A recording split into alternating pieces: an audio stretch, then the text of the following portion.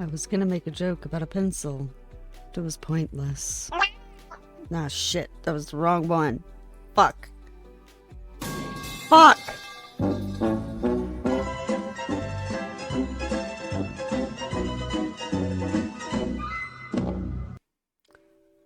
Hi, everybody. Hope everyone's having a good Friday. Thank you, everyone who's hanging out. But yeah, I've been looking forward to Forbidden Solitaire for quite some time. I really liked Home Safety Hotline, and I played the demo for Forbidden Solitaire, which was a lot of fun. But yeah, I completed the demo, so I've had a little taste of it, but nothing too crazy. And I only played it once because I was like, okay, I wanna go into this pretty fresh. So, but yeah, I'm gonna go ahead and before I boot up the game, go ahead and transition the scene.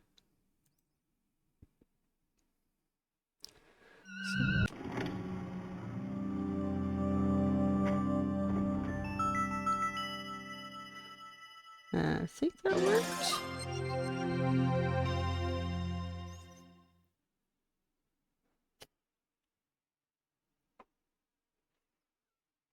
Ooh, okay, yeah.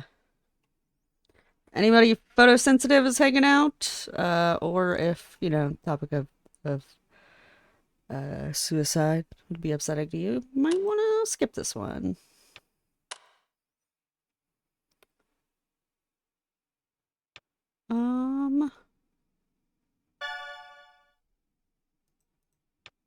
Let me restart, because I brought up the game once to be sure that all the settings worked.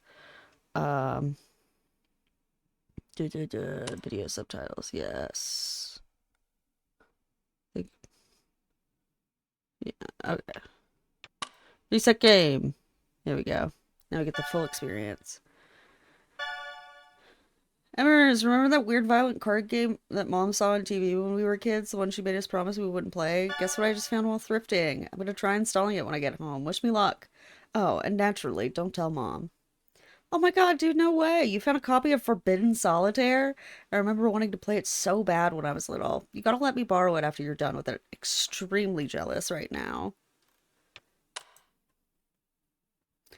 All right. Let me just double check. Okay. Yeah. Stream is good.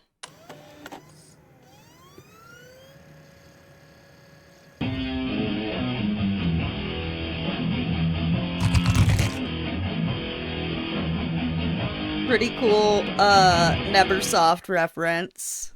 They say that there is a secret to defeating death. Somewhere beyond Bloodrock Mountain and through the deadly valleys of Gravewood, there it lies. Known only by legend as the Forbidden Dungeon, it is said that any soul daring enough to plunge its depths may unlock the secret to immortality in the heart of its deepest chamber. The question is, how badly do you wish to live forever?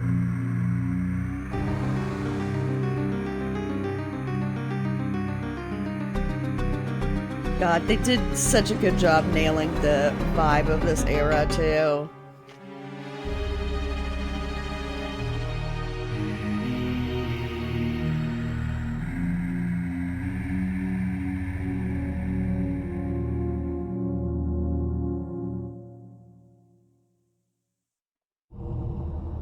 All right.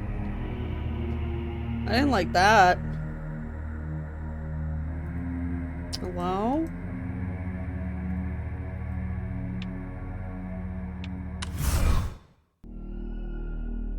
You approach the steps of the Forbidden Dungeon as it looms over you, waiting for its next victim to willingly enter its labyrinthian jaw. Oh man, I should have set up a hotkey for my 8-bit filter to read this stuff. Step by cautious step, you approach the entrance. As you reach out to open the old wooden door, you find it pulls back against you, locked for the betterment of man's kingdom. Not for long.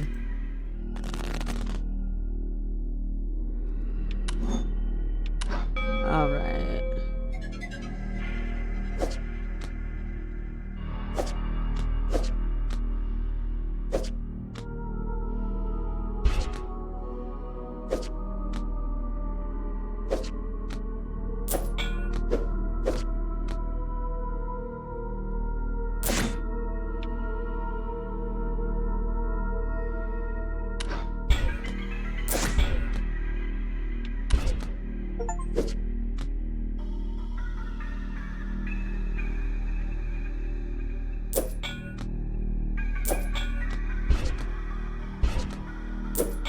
There we go. Alright, not bad, not bad. Also, be sure to let me know if volume mixing or anything's fucked up. Finally, the door gives way to your sorcery. You take the first step within, blinded by the darkness. I really didn't fucking like that either. With a spark, you light your fingers like a torch, illuminating the room with a dim light. A dark maze of stone surrounds you. In the distance, you can hear a faint groan. You walk towards the source of the agony, and soon see before you a poor, crying soul impaled upon a bloody spear. Surely you could spare a moment to free them from their misery. With a slight struggle, you pull the spear from their belly, and they collapse onto the floor. As you turn to leave, you suddenly feel a horrible pain in your foot. You look down and see this agonized creature has hungrily sunk its teeth into your ankle. You realize with horror that this is no man you have freed, but a cannibalistic beast.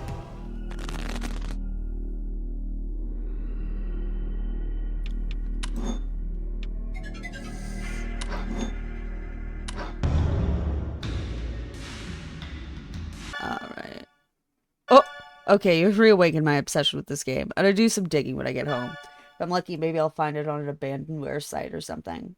I blame you for any/all digital crimes I may or may not commit this evening. Alright.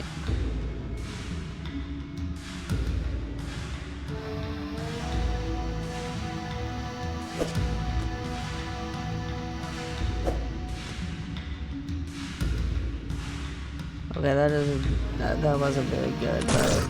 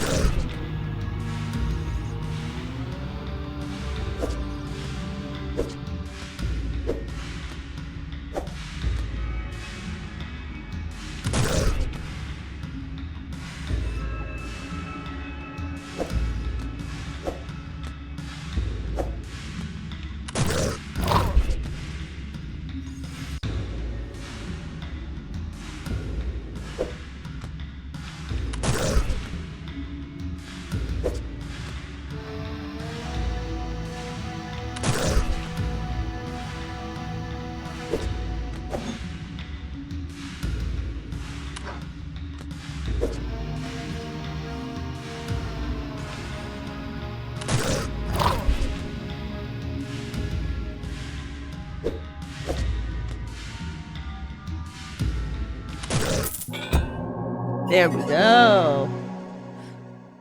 Warrior XGF. You stand over the creature's unrecognizable corpse, having overcome the first of the Forbidden Dungeon's many dangerous trials. Over here. You hear a strange voice coming from a nearby wall. Turning around, you see an eye peering out from behind a missing brick. I can help you. Very cautiously, you approach the voice.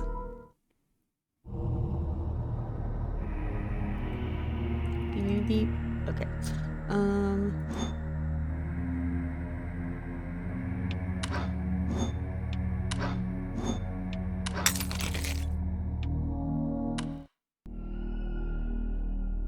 Gathering your strength, you stumble back into the darkness. Step by step, you walk down the dungeon's many cold stone halls. Faint torchlight guiding you, or perhaps deceiving you. You turn around, not recognizing the path you took. Where are you? You hear groaning in the distance. You must find the way forward, with haste. All right.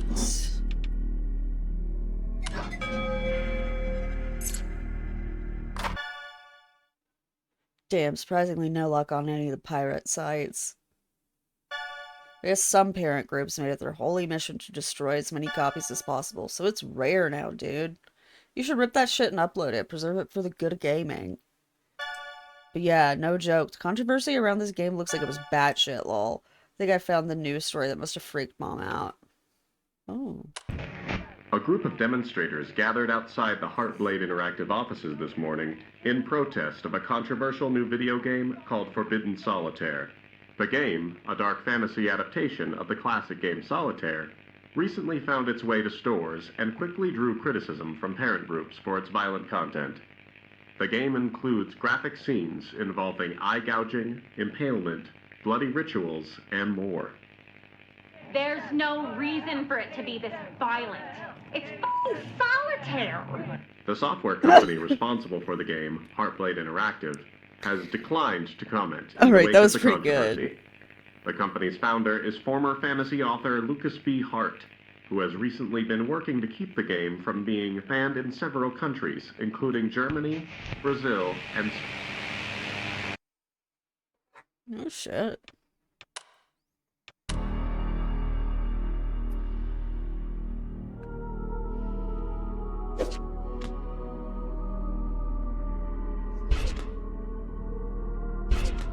Oh. Undo.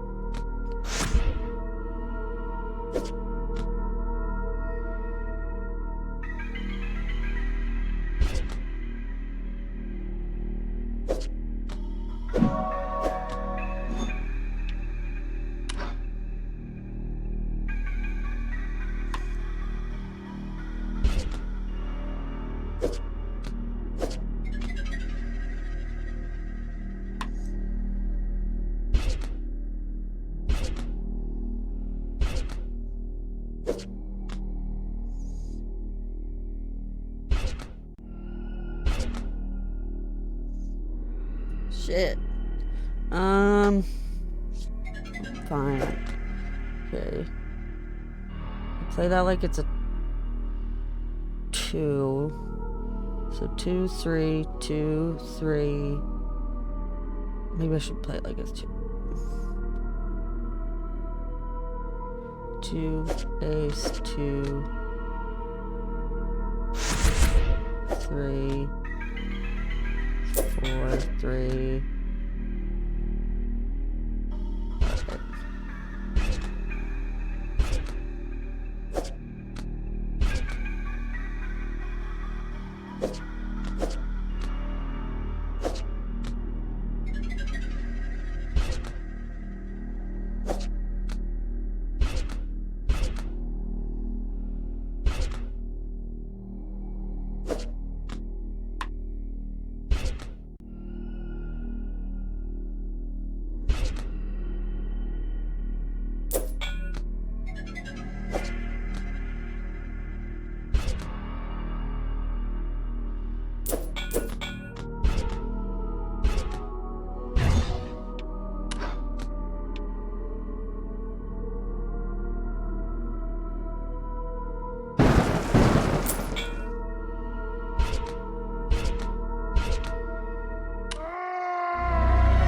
Oh shit, I fucked up.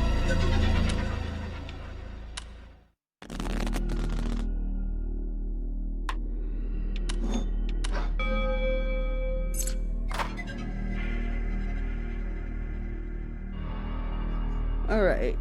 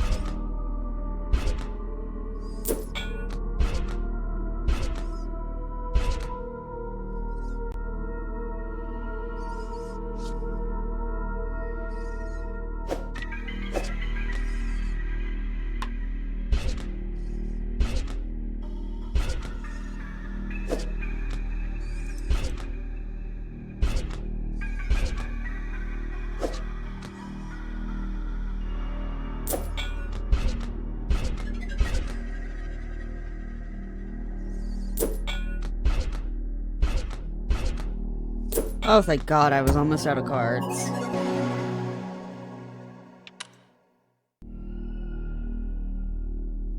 Finally, you discover a vital clue towards your progress. You come across a suspicious statement on the wall. A hidden door, perhaps? Suddenly, the groans grow louder, and you turn around to see a hideous sight. The very corpse you left behind, now a shambling abomination. Through a miracle of the darkest forces, it still lives. As the groaning horror lurches towards you, you pray this encounter will be its last.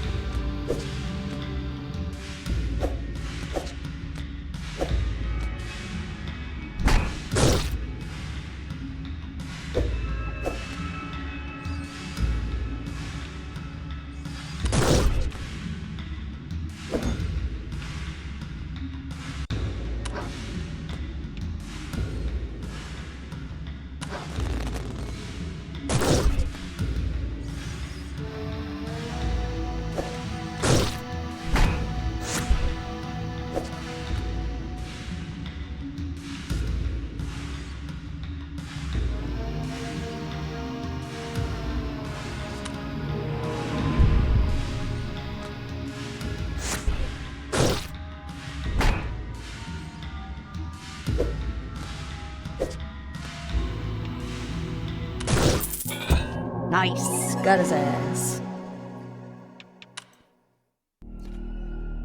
The creature lies unflinching before you, reduced to nothing but bones and sinew.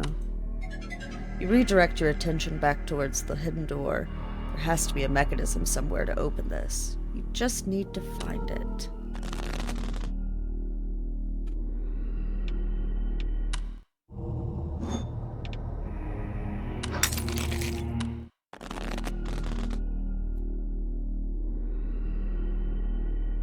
Alright.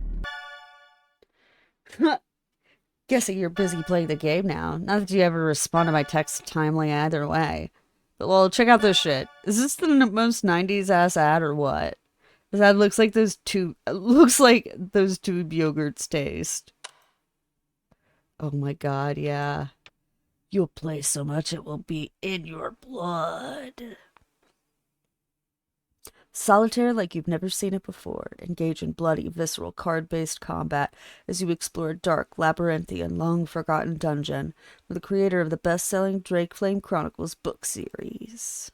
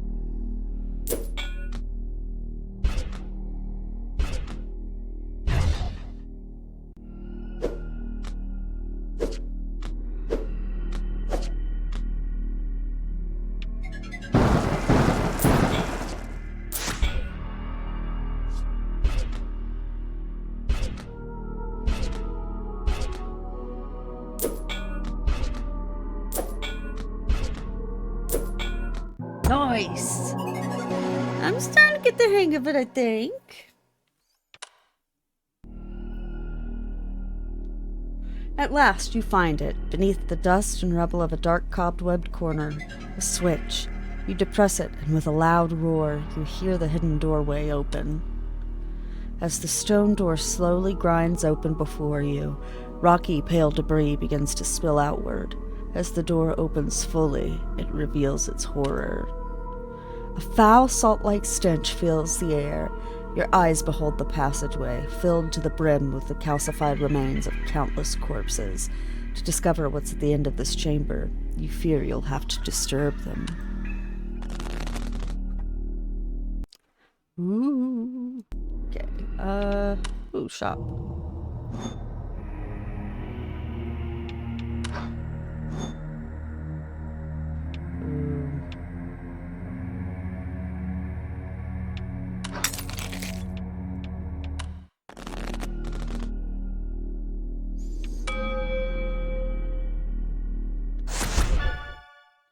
Found this old magazine review of the game. Apparently it was so buggy they couldn't even finish it, lol. So, beware bugs, I guess. It's fun overall. The gameplay is also deceptively simple, but it opens up its strategic depth over the course of the game's runtime. Excuse me. The abilities are fun to use, but occasionally bug out, causing me to lose battles I was otherwise winning. And the graphics, while amazing at times, are disrupted regularly by groups of pixels appearing to come from some late-game enemy that didn't seem like it was meant to appear yet, as the game was fighting itself at every turn whenever it show up. In conclusion, while Heartblade Interactive may have captured the attention of pearl-clutching parents everywhere with its dark, gory take on Solitaire, it's just too glitchy to recommend to even the edgiest teen. One particularly devastating bug even prevented me from being able to see the game's conclusion. Perhaps Forbidden Solitaire should have stayed forbidden from store shelves, after all. Romero's rating, 4 out of 10. Damn, harsh.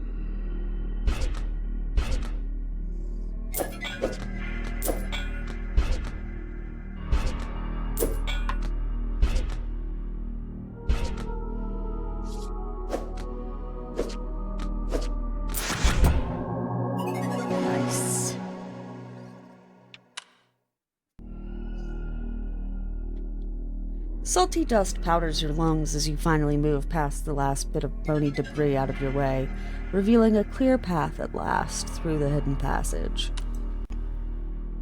You gather your strength and step forward into the darkness. As you march your way through the shadowed hall, you hear your footsteps echo.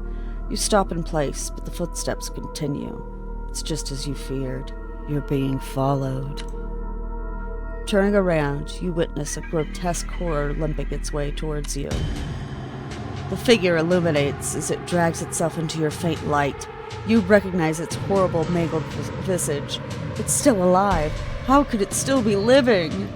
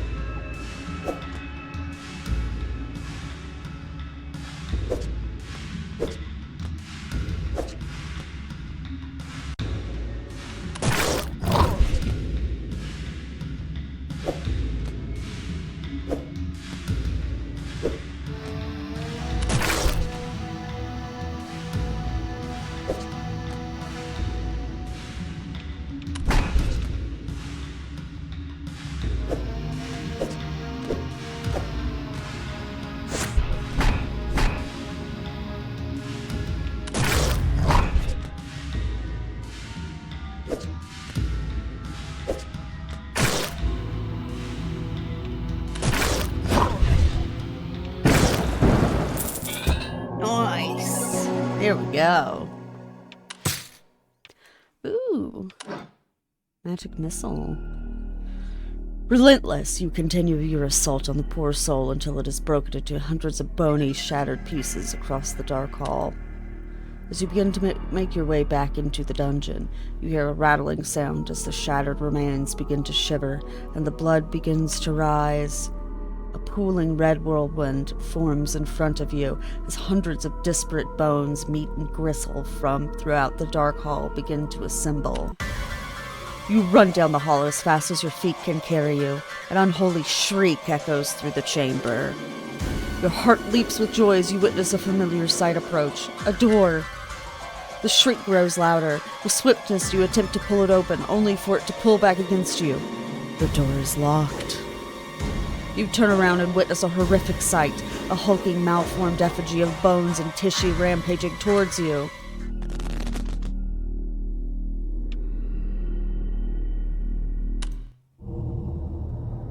Oh no. Okay.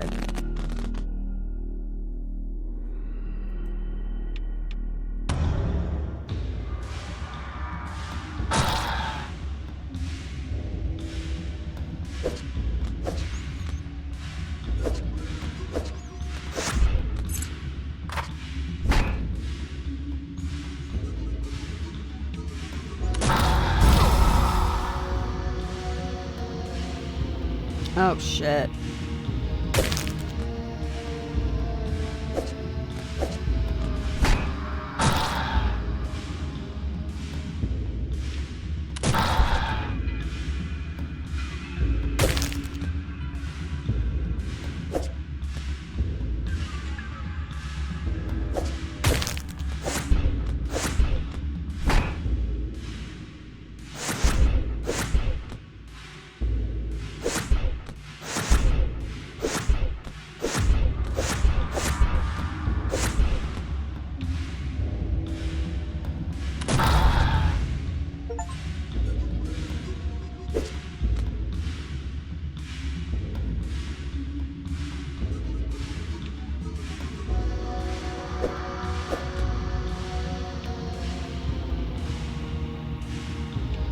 Yeah.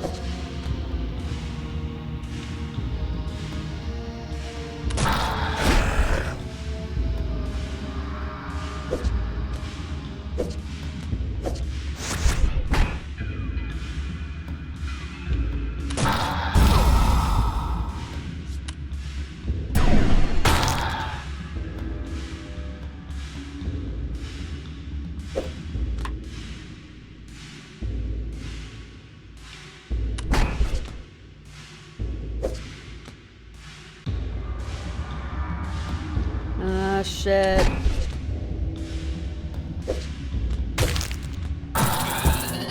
Ooh!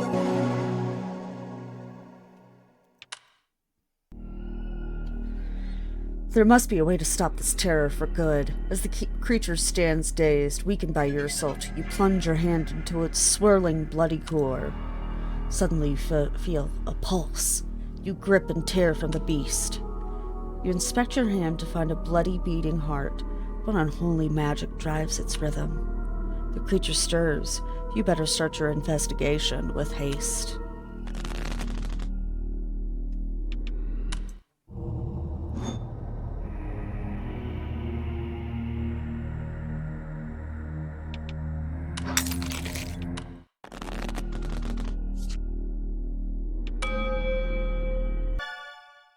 Holy shit. Found a police report that was filed with the studio just before the game came out. Why wasn't this the controversy? How did they keep this quiet? TLDR, a developer died by suicide in the studio. Here's the report I found. Be warned, it's graphic. Jesus. Name, Shannon Syria? Syria? Sierra. Jesus Christ. Location, Heartblade Interactive LLC. Sunday, March 5th, 1995. A break-in was reported at 22:21. When Blank arrived at the scene, a victim was found dead in the office of Blank, laying near a compact disc. Victim found with 2 identical daggers plunged in eye sockets. Room was locked and security cameras confirm wounds are self-inflicted. No additional evidence found. Holy shit. That's crazy.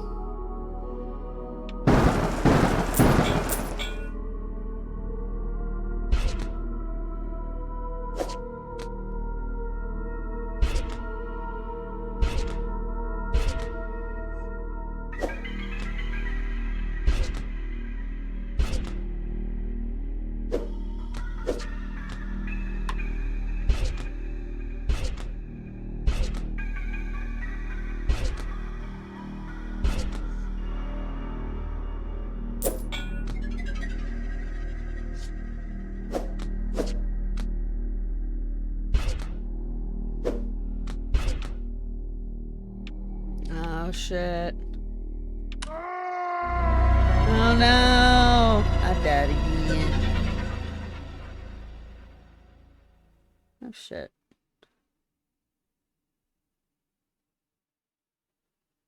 Sorry, I accidentally exited out of chat. Please go back.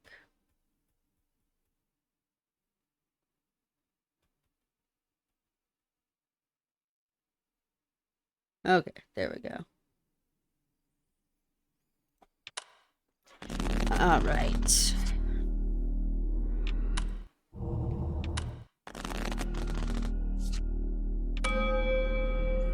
All right.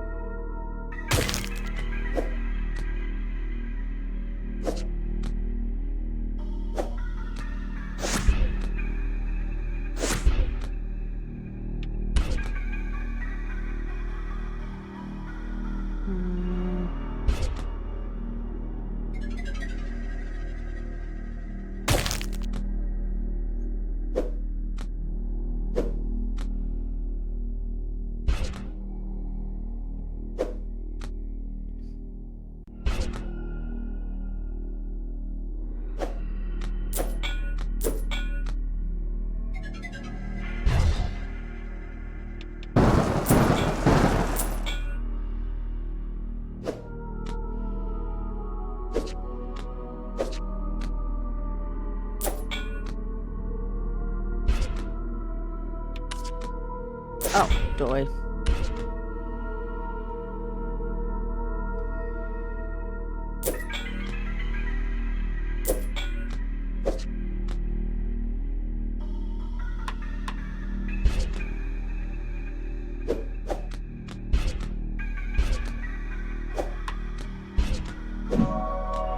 There we go. Victory. After a thorough and bloody excavation, you find it, nestled inside one of its veins, a key. As you extract it, pools of blood splash to the floor and bony debris clatters around you. The heart stops beating. The beast is no more. You turn and approach the door. The key fits the lock perfectly. As the door swings open, your vision blurs red with the sight of blood-coated jail cells as far as the eye can see. Distant cries of agony fill the iron-scented air. Cautiously, you step forward into the hall. You hear the sounds of chains dragging near. As you turn toward the sound, with a loud thwack, your head suddenly throbs with pain. You fall to the floor. Your vision turns black. Darkness, blackness. In the unconscious void, your mind begins to wander and conjure a friendly face, perhaps.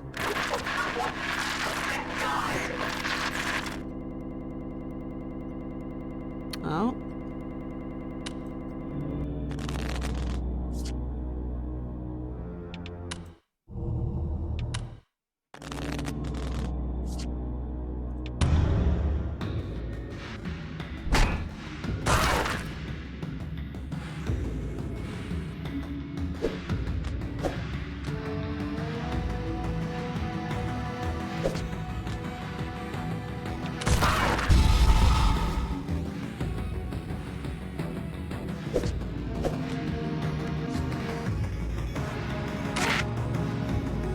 Ah, shit. I should have guessed.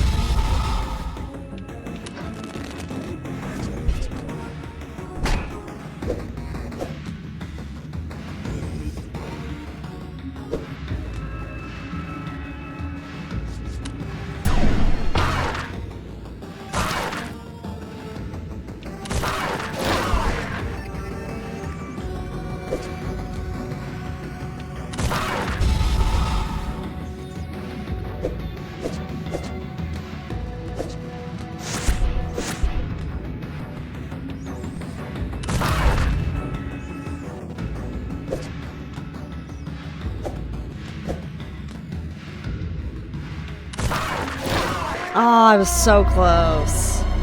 So close.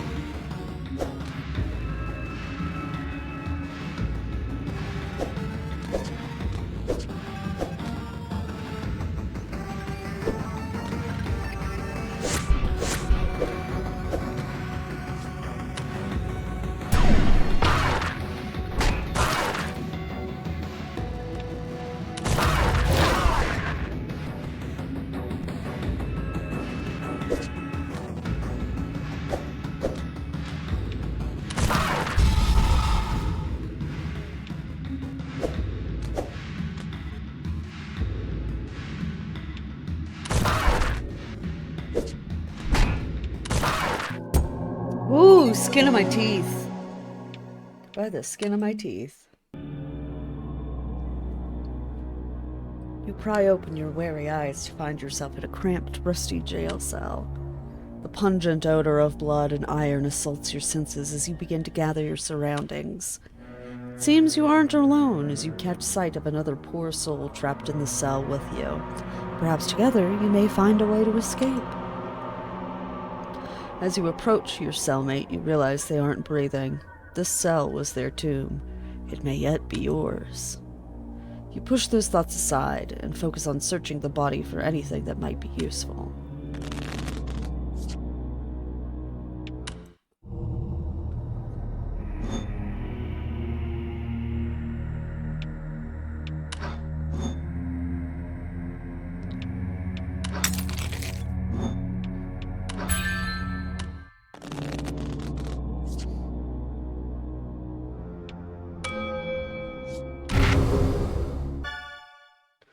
Okay, so it gets weirder if you can believe it. Remember that true crime mystery show, Truth or Tale?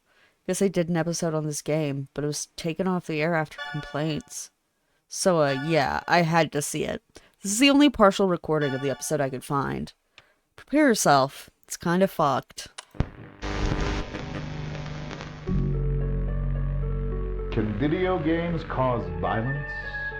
That's a question many parents have been asking as video games become increasingly bloody and realistic. But tonight, we ask a different type of question. Can video games kill? Tonight we'll answer that question as we dive into the mystery of a child's strange death and the connection it might have to a disturbing banned video game. But is it the truth? Or is it just a tale?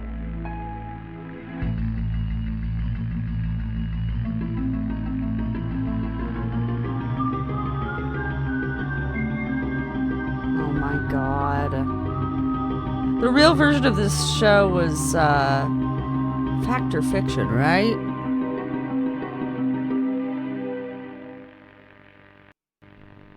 Timmy Garriott was always a well-behaved and kind young man.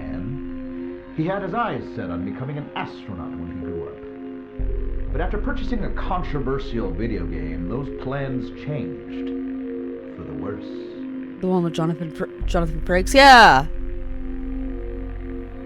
I didn't even know he had a copy. I don't know where he would have found it or why he'd ever want to play it. But after I found it in his computer, I knew. I knew it was responsible for what happened to him. Tragically, Timmy was found dead at his computer. But the circumstances around his death were nothing short of extraordinary, with no trace of forced entry, fingerprints, or evidence of any kind. Law enforcement found themselves stumped, with no obvious leads to follow.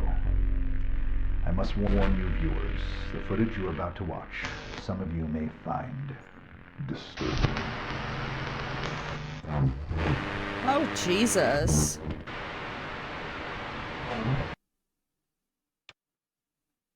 God damn, Emily, why'd you send that to me? That sucks.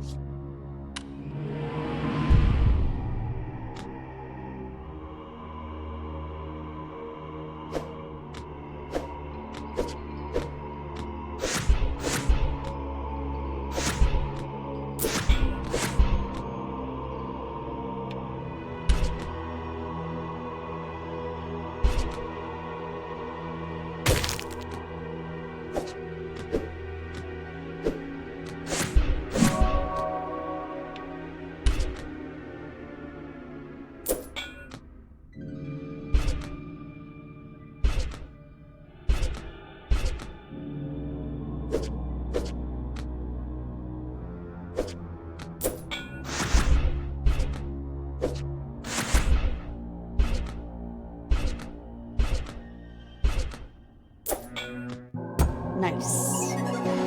There we go.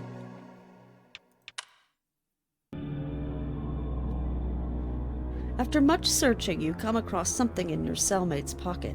A key. How strange that a prisoner would die holding the answer to their own salvation. It must have another purpose. Suddenly, a frigid hand reaches out and clutches your shoulder. A mad, gurgling shriek pierces the air. "Help me!" the prisoner cries desperately through a choking wet cough. Before you can spare a thought, the prisoner's chest bursts outward, and hundreds of writhing maggots swarm their way towards you.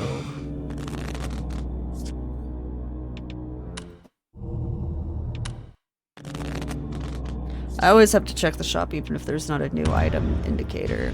Alright, Jack.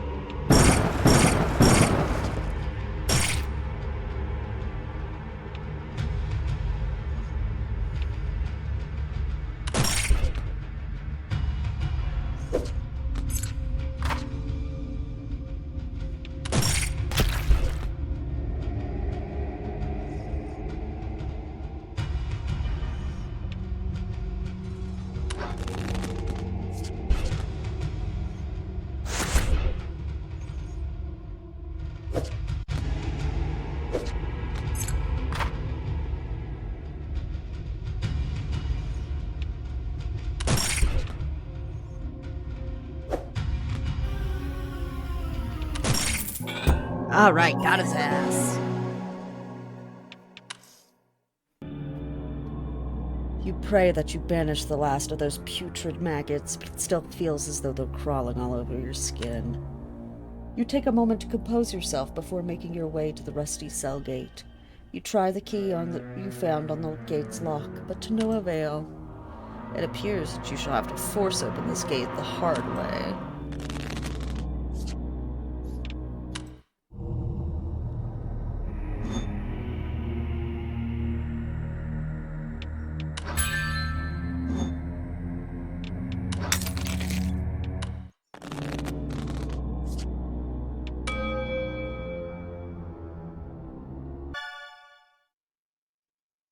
Dude, I searched for police reports from 1995 and matched the description of Timmy's, and yeah, not only is it legit, there's more of these. Same manner of death, no suspects, no evidence. Real creepypasta shit. God damn. Where'd you get this picture, Emily? What the fuck?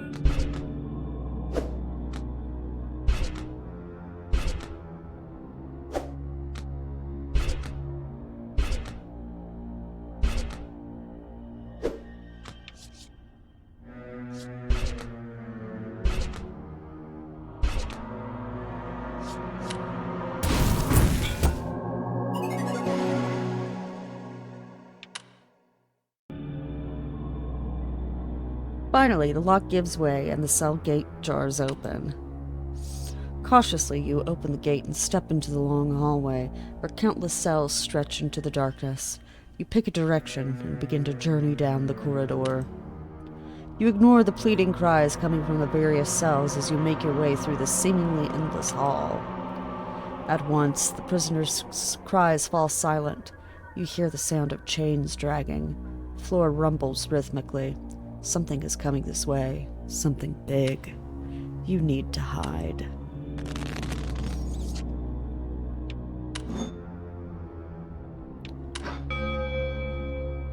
All right.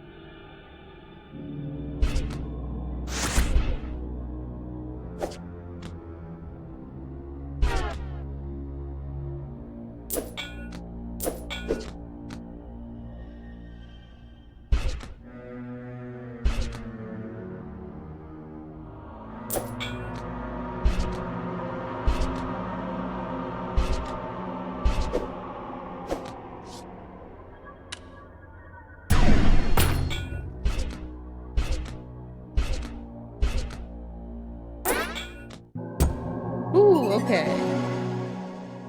Gremlin. Onk.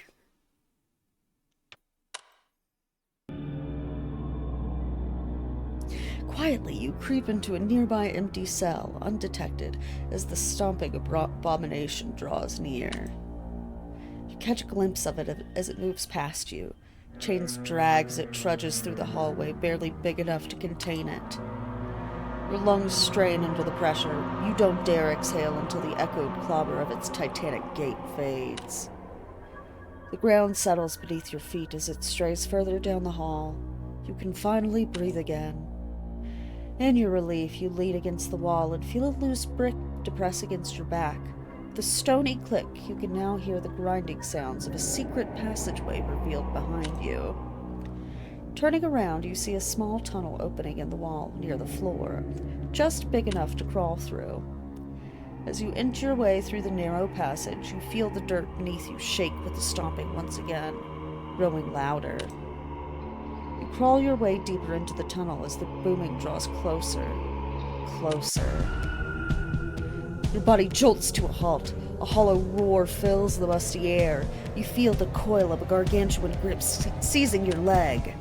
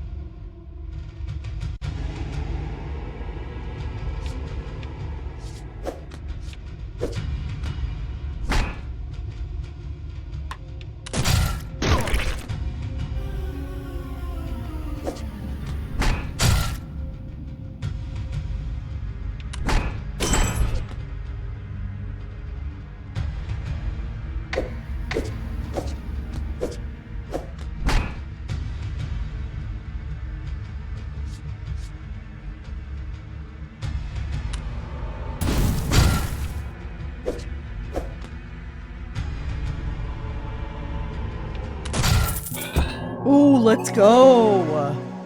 That was a good one. You unlock this special Joker. Changes the suit of all playable cards to match the target card. Also cleanses some malign effects. Ooh! With a bloody spurt and a shrieking howl, the beast's arm rips free of its owner. The tunnel quakes as the creature stomps away in agony. Shaking free of its severed grip, you focus your attention on the dark, twisting tunnel that lies ahead.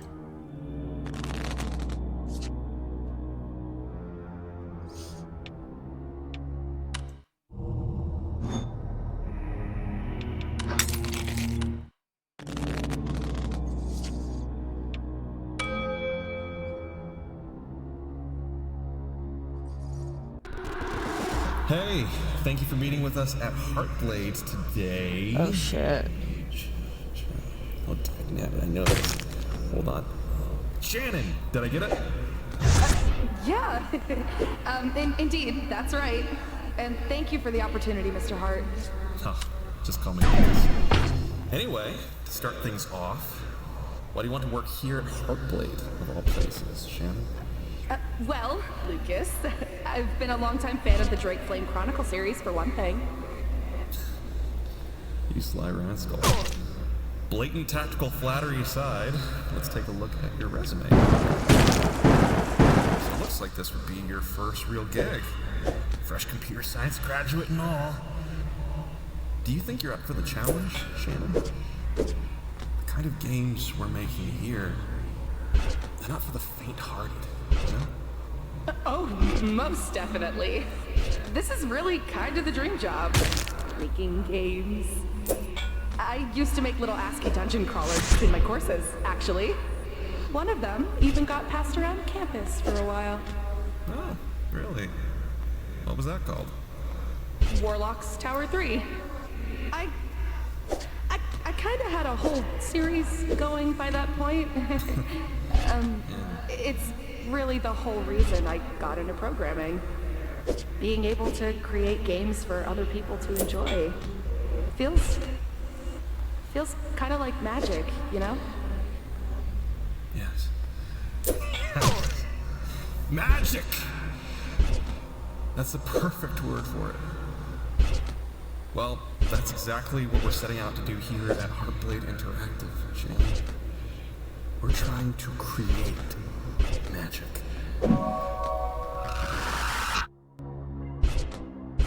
Well, I didn't like that.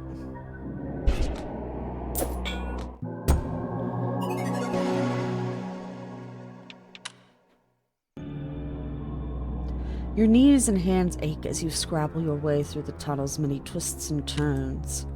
A foul, pungent odor overwhelms the senses. You need to get out of here. At last, your spirits lift as you spot a grate ahead. You pray it leads to a way out. Charging through the smell towards the grate, you find it resists your attempts to open it. It's locked. Take a shallow breath and focus on unlocking it as swiftly as possible.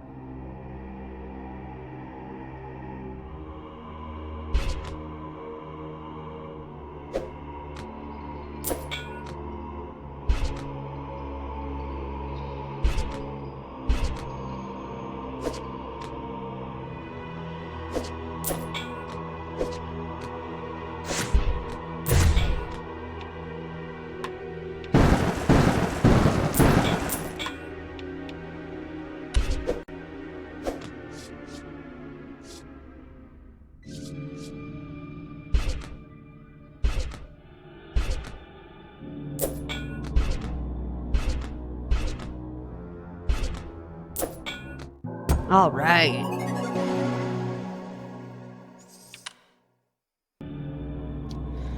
With the grate unlocked, you push it open with haste and escape the suffocating tunnel.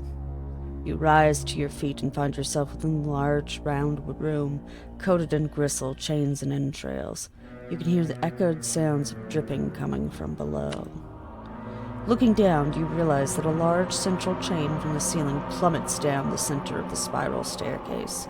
The consuming darkness conceals just how far the stairs descend. You flick your fingers alight and begin your descent.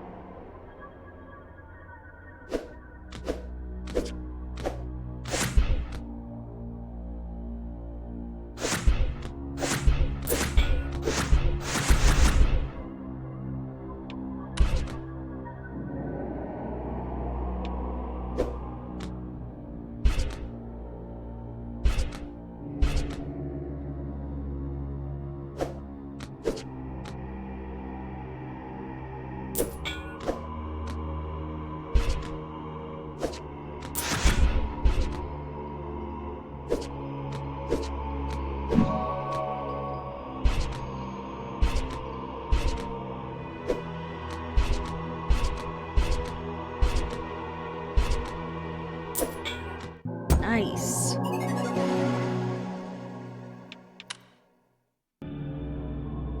As you make your way down the steps, you notice the chain is shaking. A distant whimper echoes louder with each step. Finally, you see it. Attached to the chain's end, a bound prisoner weeps as they hang inverted, their blood dripping down into the abyss below. As you spot them, the bound prisoner begins to shake more violently.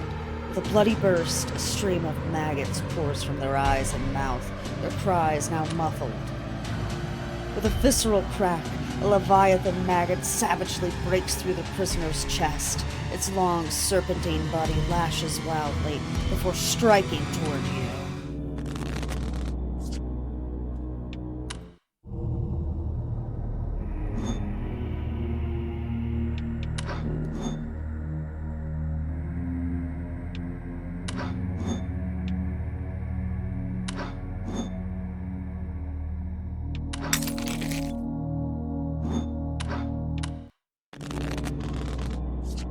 All right.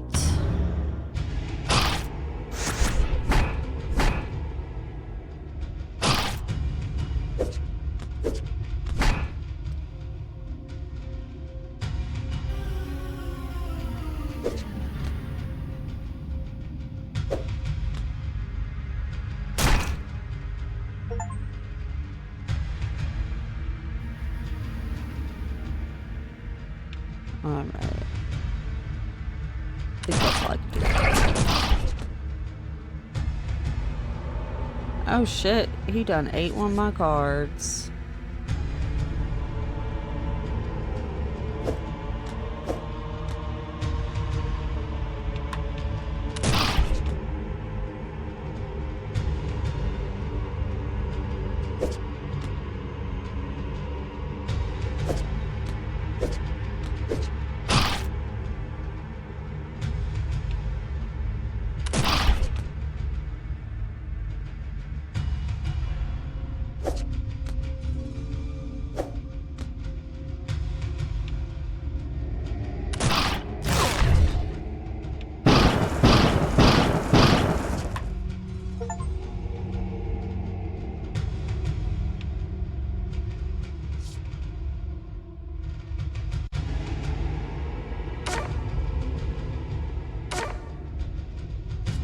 Well, that did nothing for me.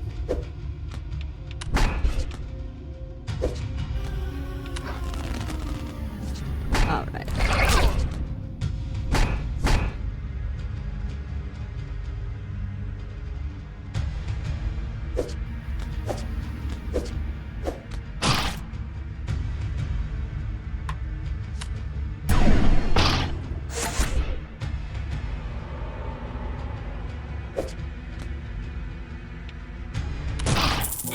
Got him. Even though he ate all my jokers.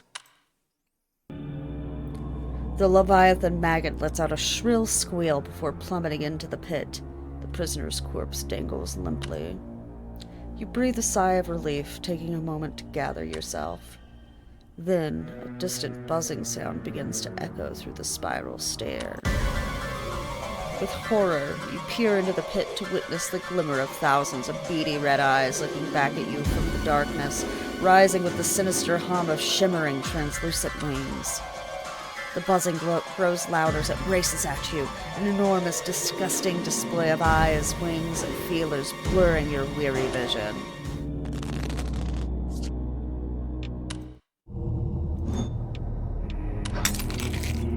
Damn, I am all blinked out. Look at me.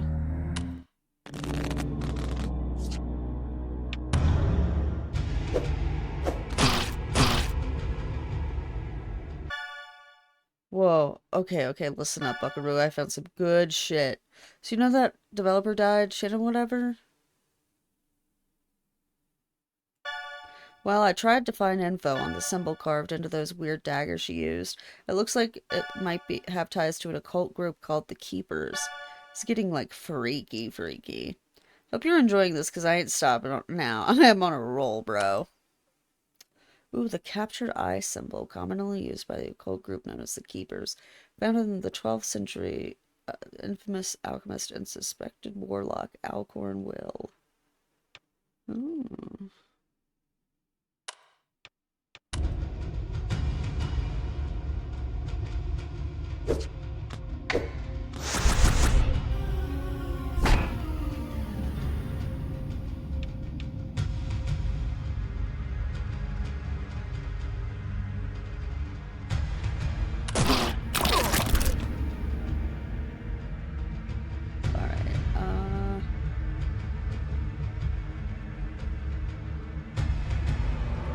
Oh, excuse me.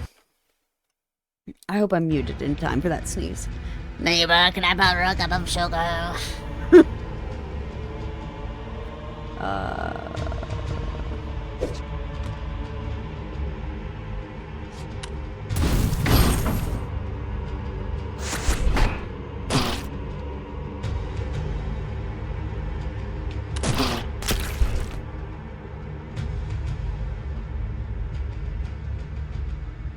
Oh, okay.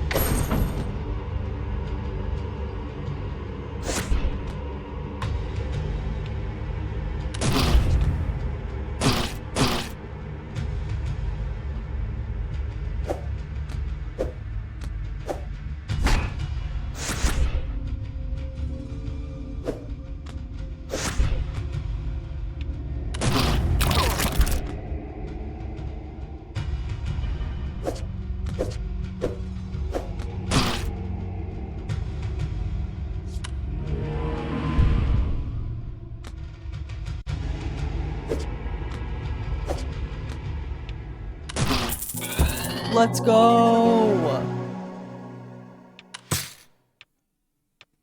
Ooh, lucky number. Change targeted playable card to your advantage. Ooh, okay. Its legs twitch as the overgrown insect's body lies pulped and torn before you, its pearly green innards splattered across the stone steps. Finally, it is done. You move hastily down the steps, your heart filled with eager determination to be rid of this foul place. As you descend, you are at last greeted with the sight of a vine-encrusted trapdoor at the bottom of the stairs. This must be the way forward. As you make your way toward the door, a familiar chain-dragging stomping sound begins to pound at the steps above. The ground shakes with each step as it swiftly closes the distance. You must hide, and quickly.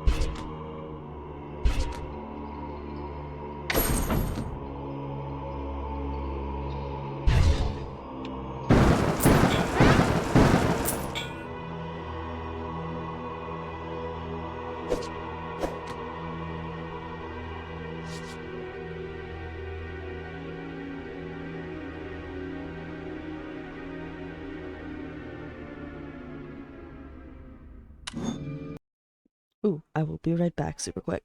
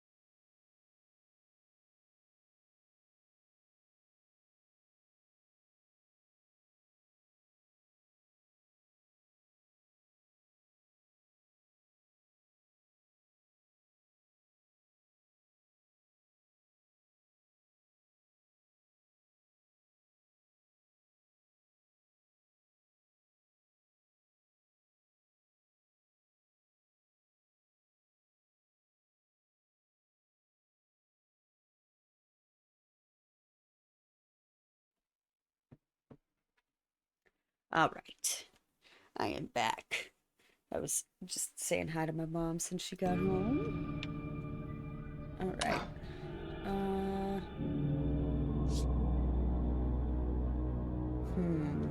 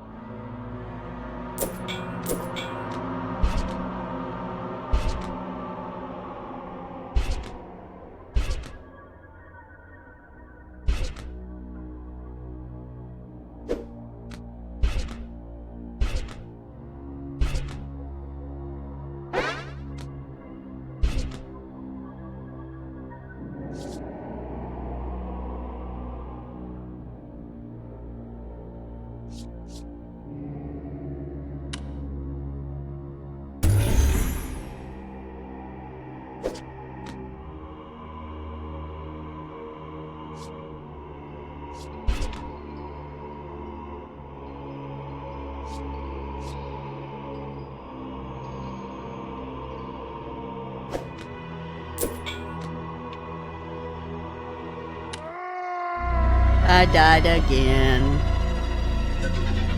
Oh no. Oh no.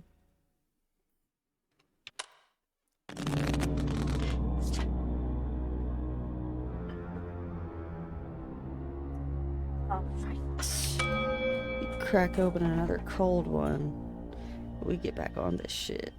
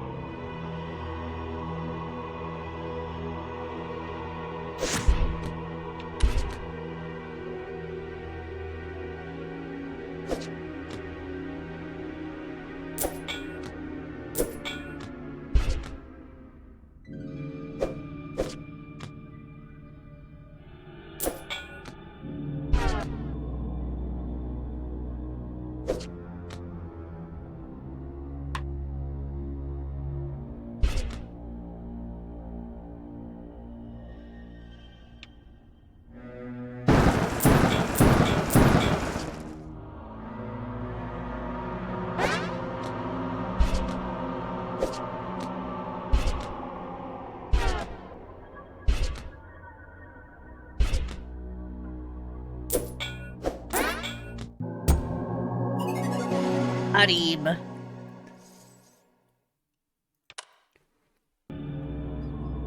Rapidly, you descend the steps and find a crevice to hide away in. The massive creature descends quickly and violently, making it to the bottom floor moments after you. It sniffs the air and as it stomps around the room, searching. Searching. Searching. A distant cry echoes from above, and the hulking mass swiftly turns its attention toward the sound. Aggressively, it turns and races up the steps, its chains loudly scraping against the stone. At last, it's gone. Quietly, you make your way towards the trapdoor. You notice a familiar symbol and lock beneath the vine-coated surface. You pull out the key you found on the prisoner earlier, inserting it. As you try and turn the key inside the lock, you feel the crunchy web of vines restraining its movement. You must clear the vines with haste.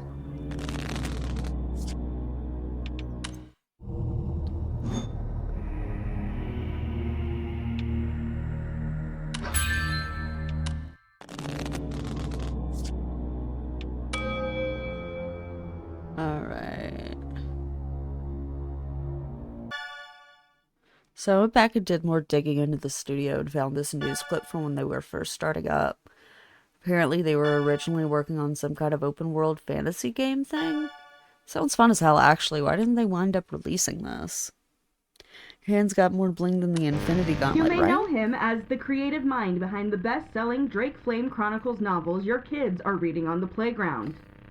Now, book author Lucas B. Hart has started the new technology company Heartblade Interactive to bring his fantasy books to life on home computers. In books, you can peek into the life of someone living in a fantastical world of dragons and adventure, but I realize that computer games have the potential to let you actually live that life for yourself. Heartblade's team of computer technology experts are hard at work creating hundreds of three-dimensional buildings, wildlife, and fantastical creatures to populate a full-scale computer simulation. It's every fantasy enthusiast's dream come true. With graphics technology coming as far as it has, you don't even have to imagine these things anymore. You experience them yourself. They exist in a realistic simulation crafted by advanced algorithms.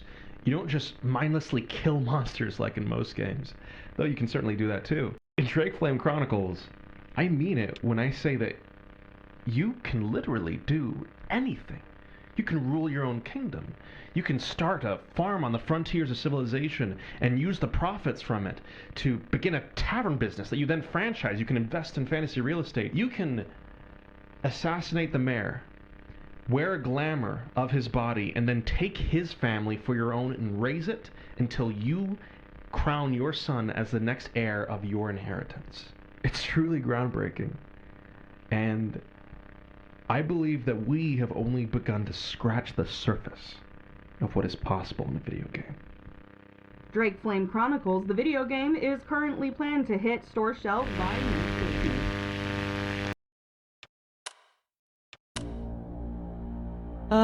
Ambition. Hubris, even.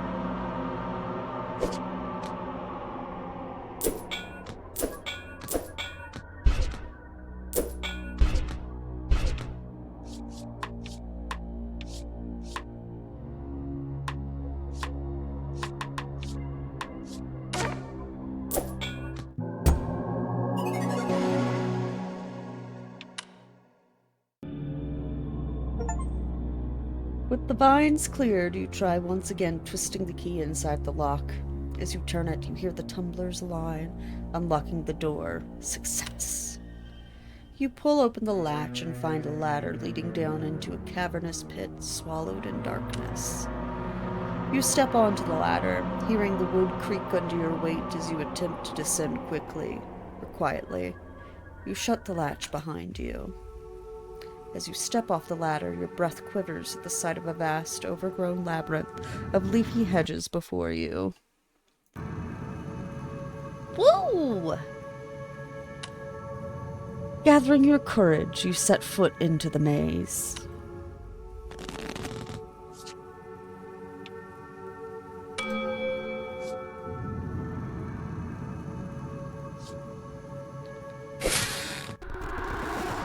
I'm trying to tell you, that's just not possible in the time frame you've given the team, Lucas.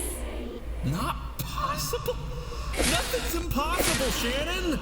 Like I've always said, you guys can achieve anything. Just a few years ago, if you had told me I'd have a published and successful fantasy novel series, I'd have told you that was impossible.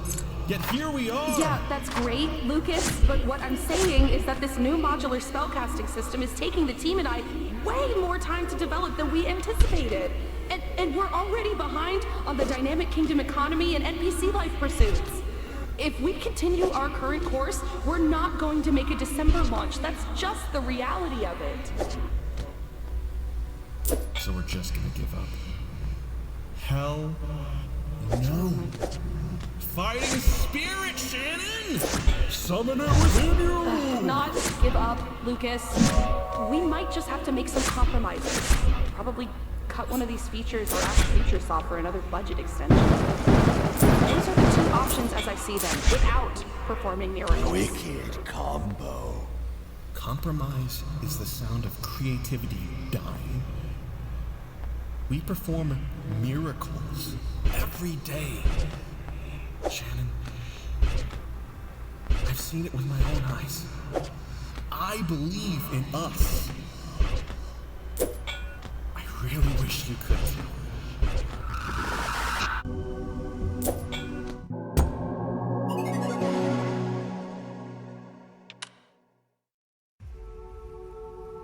Exhausted from your travels, you stop to compose yourself, leaning against a nearby hedge.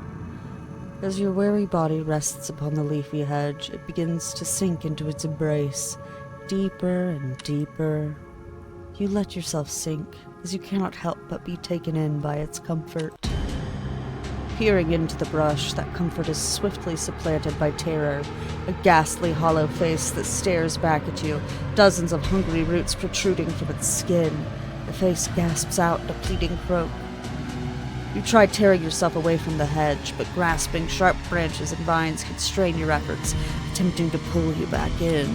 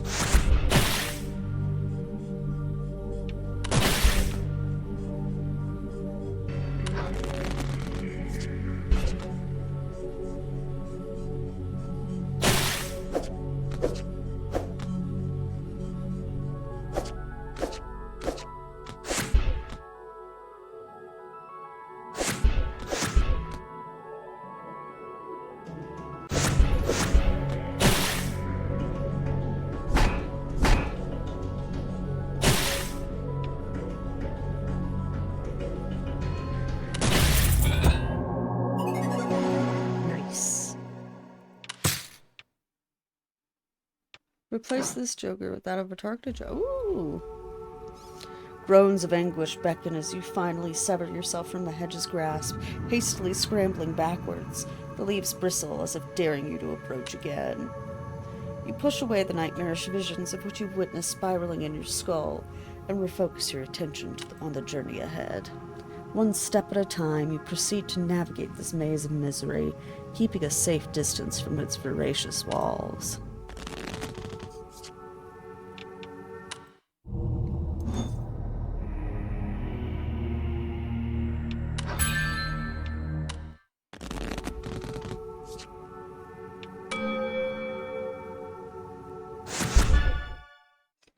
Major breakthrough! You'd never guess who that Shannon lady is related to. Shannon's grandfather is a guy named Cedric Sierra, practicing member of the Keepers. So of course I traced his family origins, and he's related to the original founder, a guy named Alcorn Wilt. They're all related to one another. One big happy occult family. Oh shit. Oh shit.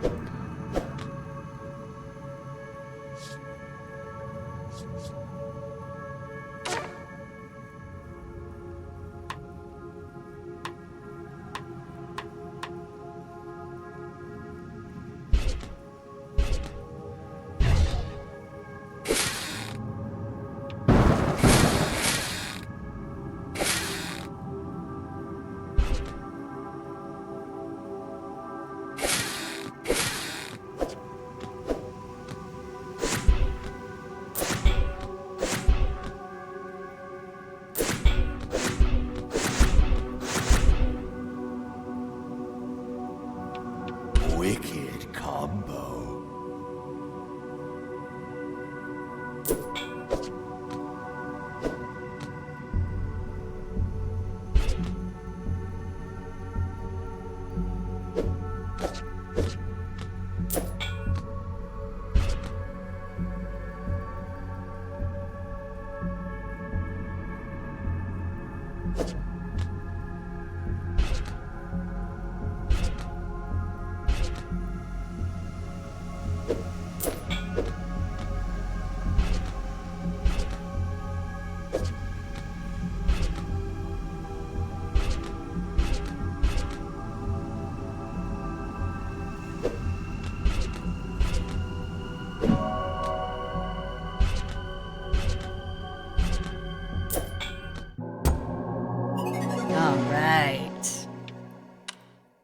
This is genuinely really fun.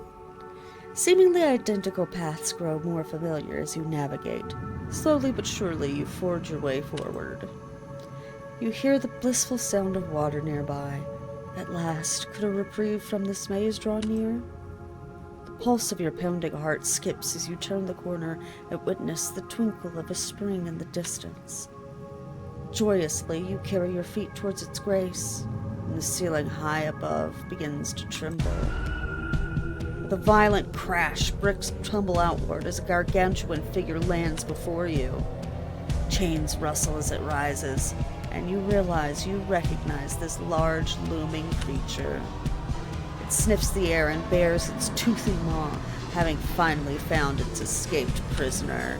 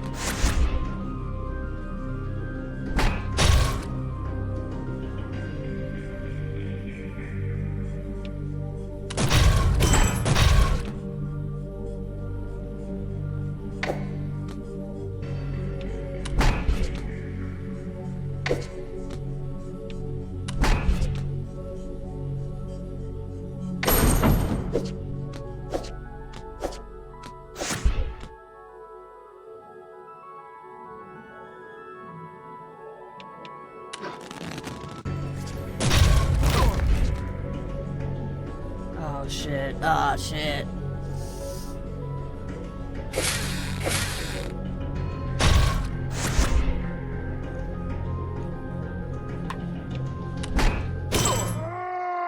Aw, man.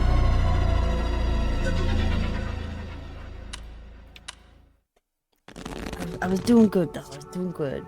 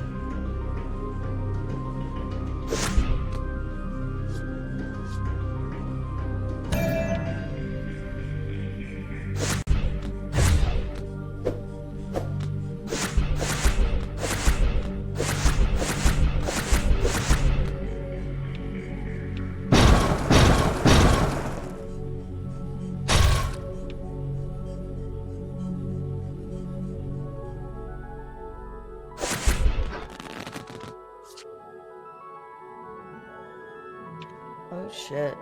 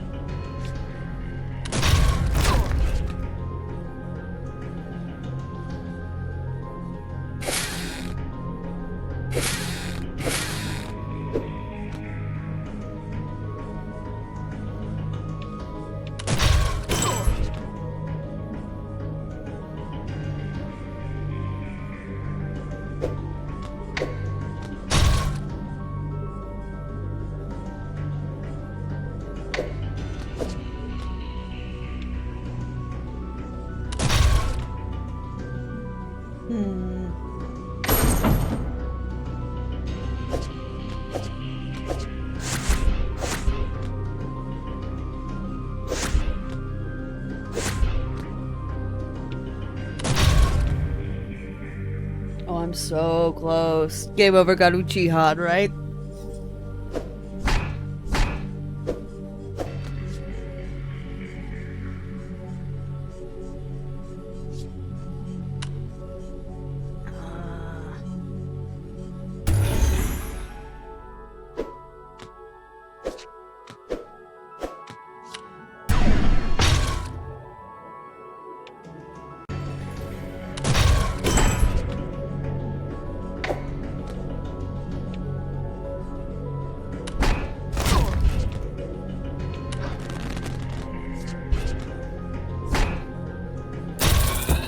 Let's go!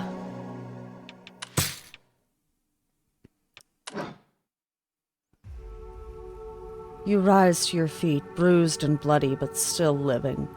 Looking down at the defeated beast, you can't help but feel sorry for it as it weakly gasps for air. Vines extend from a nearby hedge and grasp at the creature, pulling it towards the verdant mass of leaves. You leave the monster to its fate. Approaching the water, you notice it is an enormous lake, encircled by the hedges on all sides, save for a single opening directly opposite. Alas, the maze doesn't end here, though you welcome the change of view. You gather yourself before stepping into the lake, prepared to swim across.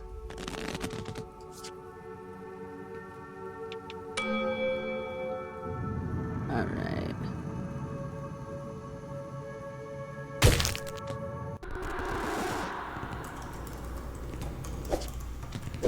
Hey, Shannon Boatman. How's the spell system coming along?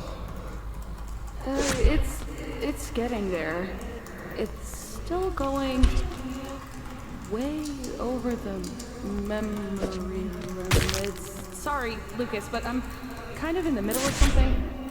We can chat after lunch. Whoa! Wait, what's this? I've never seen this before. Forbidden solitaire. Sounds gnarly. Where'd this come from? Put that down! Oh, got it. Got it. Sorry, not touching. So what is it? Some side project of yours? Yeah, something like that. It's nothing to worry about. I just like to keep it close. Yeah, totally. I get that. The thing is, we just have a tight deadline to meet, is all. I don't think we can afford to be working on things. I'm fully aware. It's nothing you need to worry about. I'm not spending any time on it. I'll keep it locked in my desk, and you won't ever need to see it, or hear it, or think about it again. Okay. I'm diving back in now. I don't want to lose my train of thought here. Okay. Let's get out of here now. Yeah, that'd be great work, Shinano. Shannon. Yep. Good talk.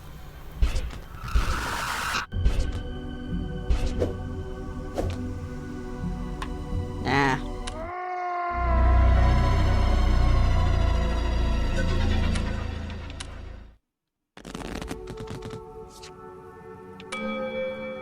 Alright.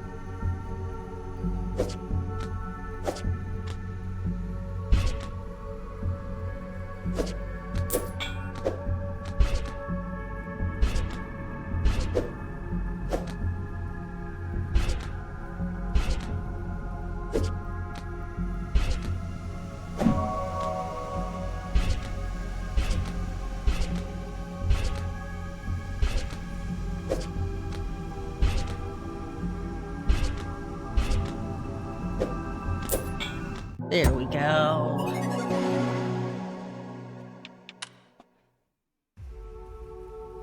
The lake's far edge approaches. Your body aches from the strain of the swim, barely keeping your head above water. You hoist your body onto the shore, breathing deeply.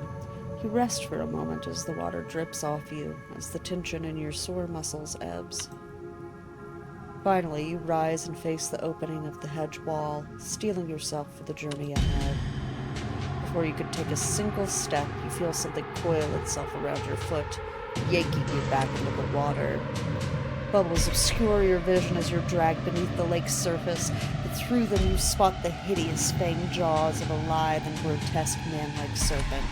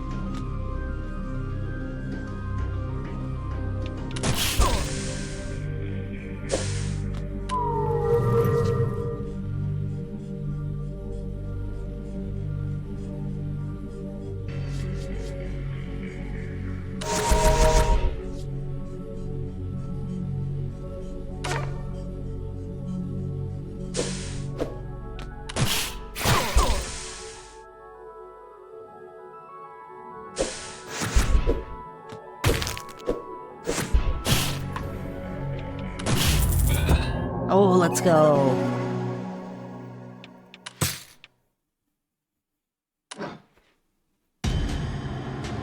As you deliver a final blow to the Viper, you feel a wave of dizziness alongside sharp agony as the dying creature's fangs reflexively pierce your flesh. Finally, it falls limp. The serpent begins to sink, its fangs dragging you under with it. Thinking fast, you tear them from your flesh and thrash your way back towards the surface. You emerge once again on the lake shore, gasping for breath as you drag your body away from its treacherous banks. You stumble to your feet, your head still spinning. With stubborn determination, you hobble forward into the labyrinth.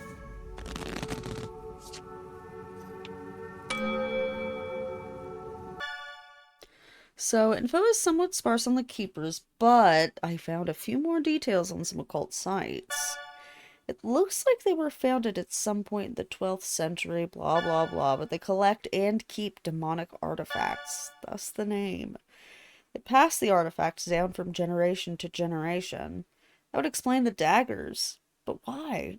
What kind of freaky ritual was Shannon performing? I don't know what kind of freaky ritual was Shannon performing.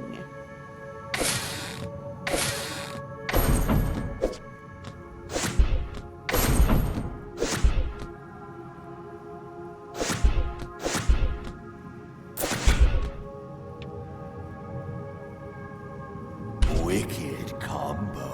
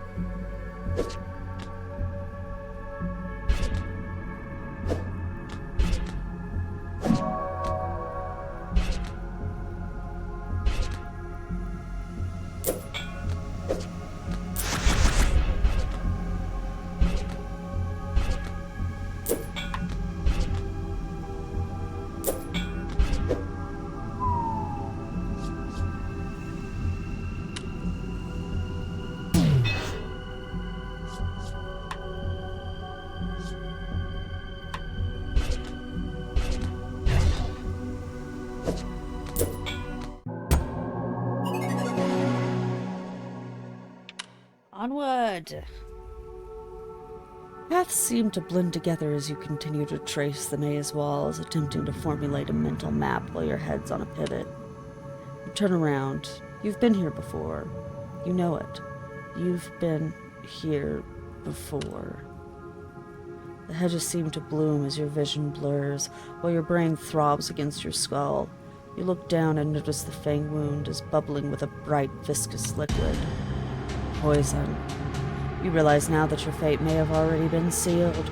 Your eyes wander, your head spins faster and faster, your mind races.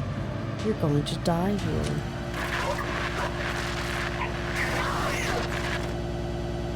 Oh shit.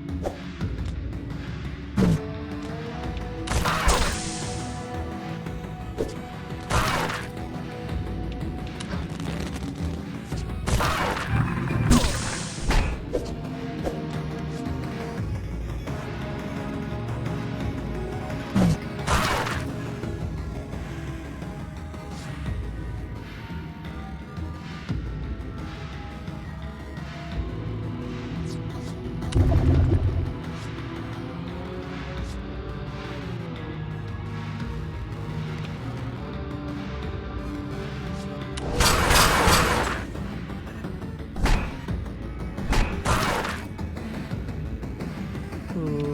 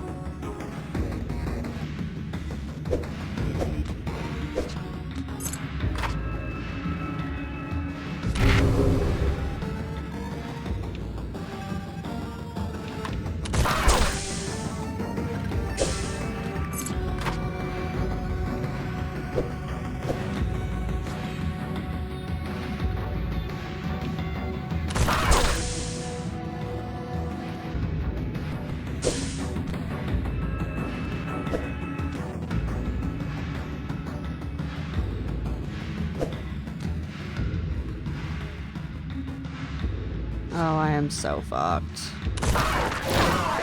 Ah!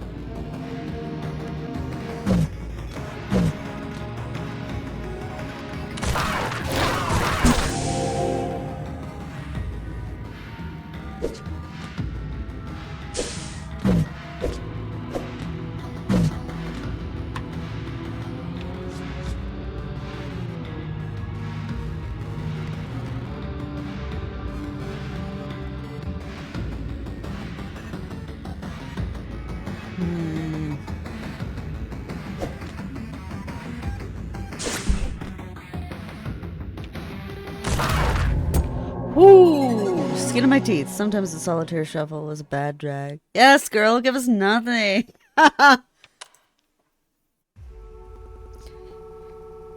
Ooh, stumble forward. Hope is reignited as you spot a humble wooden shack at the maze's edge. At last, it seems, you may live to witness the end of this labyrinthian devilry. You feel the sting of your wound festering, your head pulsing as you drag your feet towards the shack's entrance. The door shakes stubbornly as you pull against it. Locked.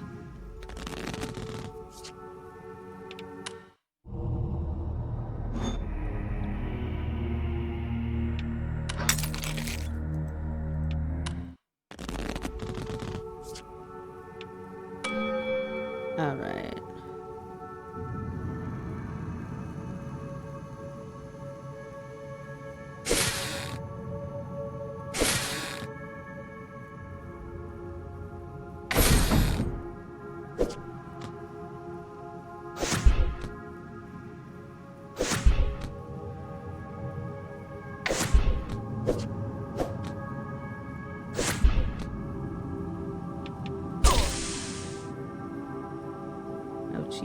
Alright.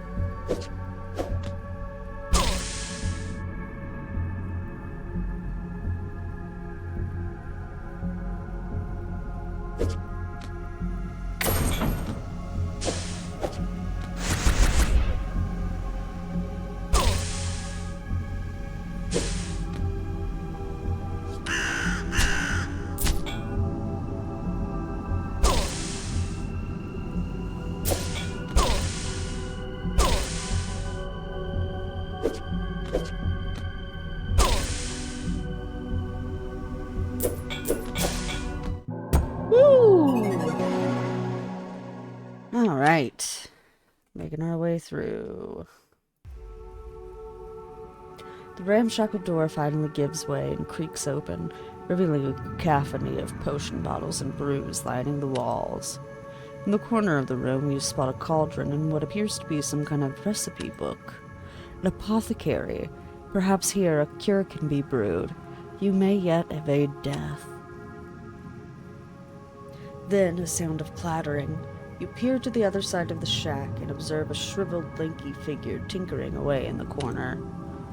You're far too weak to defend yourself in this state, but there's no time to waste. With a hushed step, you creep towards the cauldron.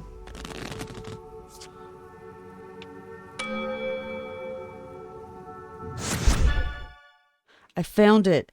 Buried in some broken link occult conspiracy PDF, but I tracked down the file. Wasn't easy. You're welcome. So get this. There's this old ritual involving 2 daggers called animus transfer whatever that was used to transfer a soul into an inanimate object. I think you can guess what it entails. It rhymes with schmai-schmauging. Oh, and you know who it's attributed to? Alcorn Wilt, founder of the Keepers. Boom. Damn, Emily, you're so good at this. No wonder you're mom's favorite. Yes, thank you, thank you. Oh, so they were putting their ghosts in the game.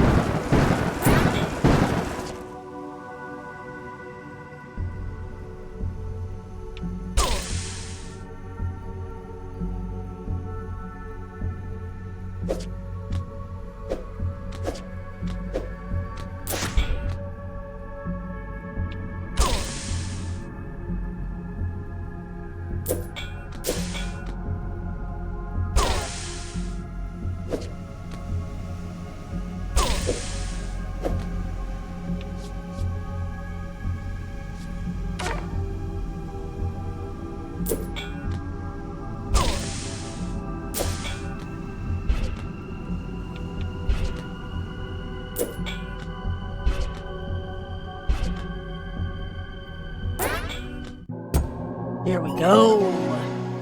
But who or what is smouching?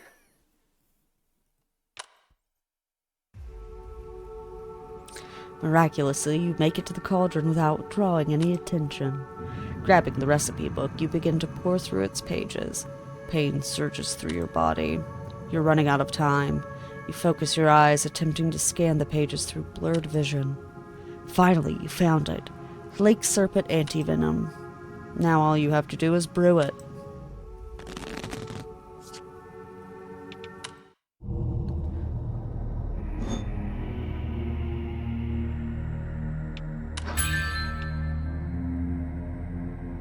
Can I make this guy sick if I spin around too much?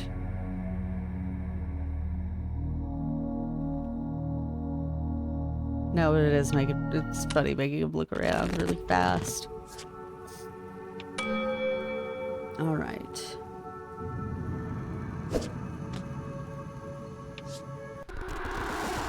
Okay, team. I'm going to level with you. The company is in bad shape. We've missed a few milestones, more than a few, in fact. We blew past Christmas. The guys at Futuresoft are a bit upset, and things are looking a bit dire. But that's why I've gathered my warriors here today. Are we going to let a few setbacks get us down, or are we going to come up with a game plan to beat the odds and win the day? The floor is yours. Who's got ideas? Has Futuresoft agreed to increase our budget and timeline? No, they have not. Like I said, though, guys, we're looking for solutions here. Anyone? Wait. Ideas. Big ideas. Wait. So, how long do we have before the wells run dry? Solutions. Ladies and gentlemen, we gotta get out of this problem mindset. Anyone else? Gary, I know you've always got something. Lucas, Gary. Are we getting paid this month? There's a lot of ways to be paid. There's the value of a hard day's work.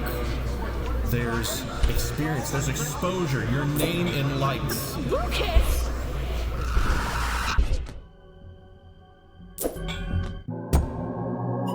There we go. Like that Mario 64 enemy. You hastily decant your concoction into a nearby bottle and, without hesitation, begin to drink. As the pungent cocktail slides down your throat, your vision clears and the throbbing pain starts to subside. You breathe a sigh of relief before remembering where you are. Quickly, you check your surroundings. She's right behind me, isn't she? Looking behind you, you see the figure is now gone, but in the corner they occupied, you now noticed an emblazoned door.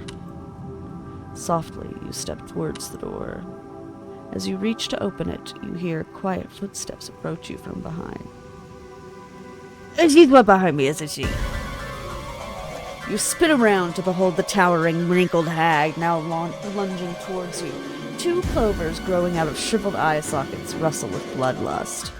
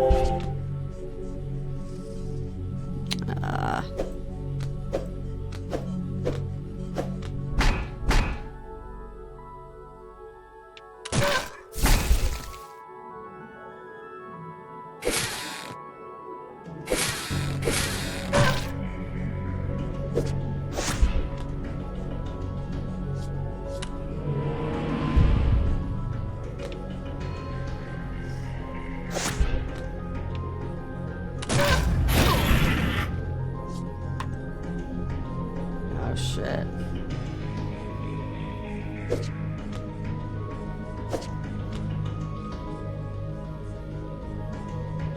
Oh, I'm fucked, I'm fucked.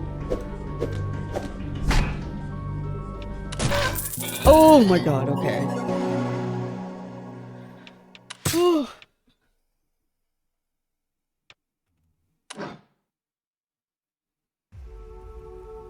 The hag retreats, shrieking in pain as she clutches her skull.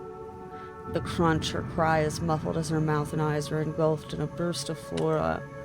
You turn your attention back towards the door. Not my problem. You try to open it, but it resists. There appears to be no locking mechanism, however. Must be bound by some form of magic.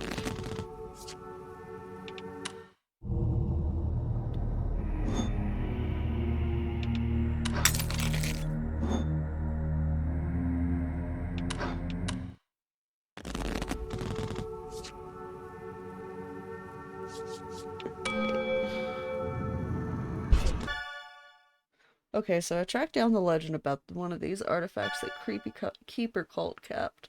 Funnily enough, it's a demonic deck of cards they called the Forbidden Game. Said to contain the trapped soul of an ancient demon named Balor. Or Balor. Supposedly, if you play it and win, you die. Sucks to be good at cards.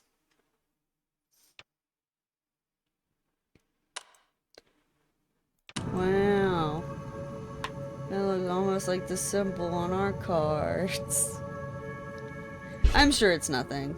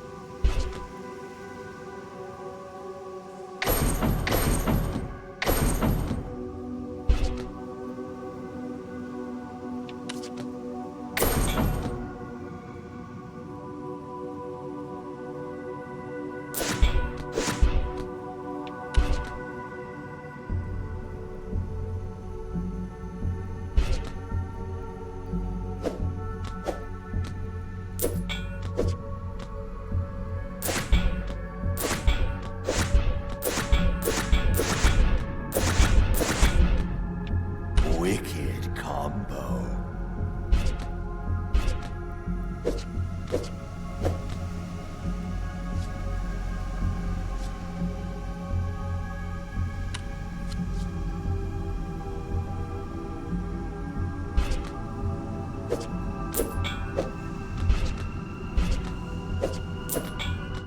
You Libby!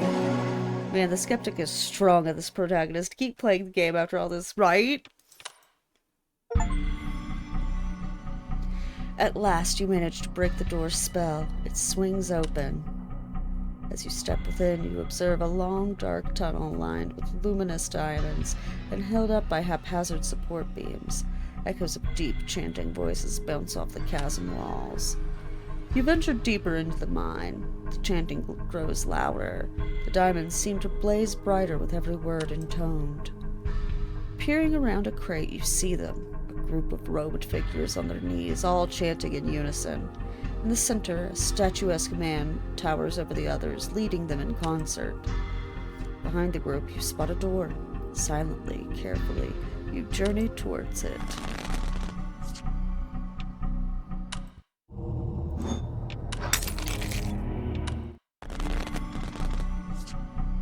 All right.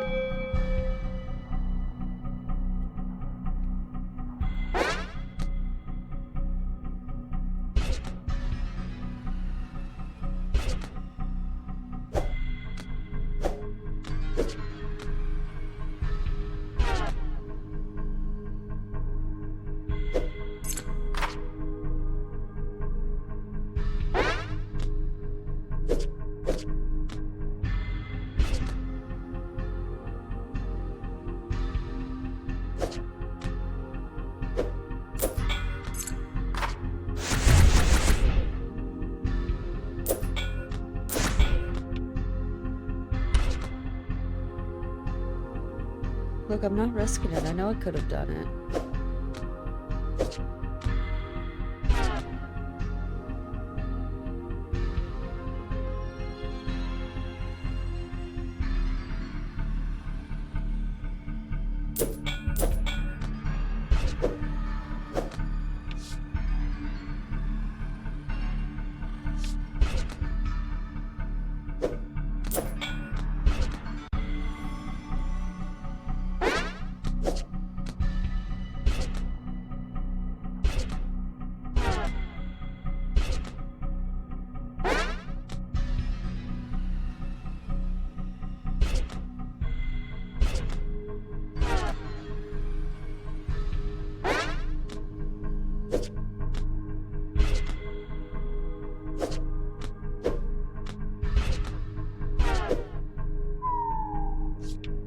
Oh no.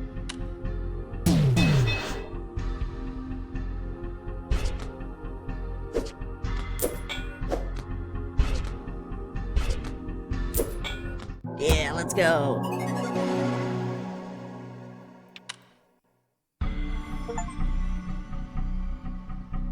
Complete a stealth level after alerting the enemy 5 times. Ooh!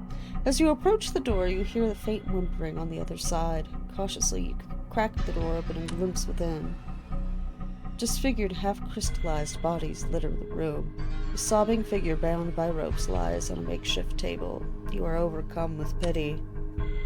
You close the door behind you and make your way over to the dismal soul. Her whimper becomes a scream as they glance over and see you approach. Chanting outside stops abruptly. Swiftly, you duck behind the table, eyes fixed to the door. Silence. A bead of sweat rolls down your forehead. Chanting resumes. You release your paralyzed lungs. You redirect your attention towards the bound victim and begin to examine the ropes. Ropes.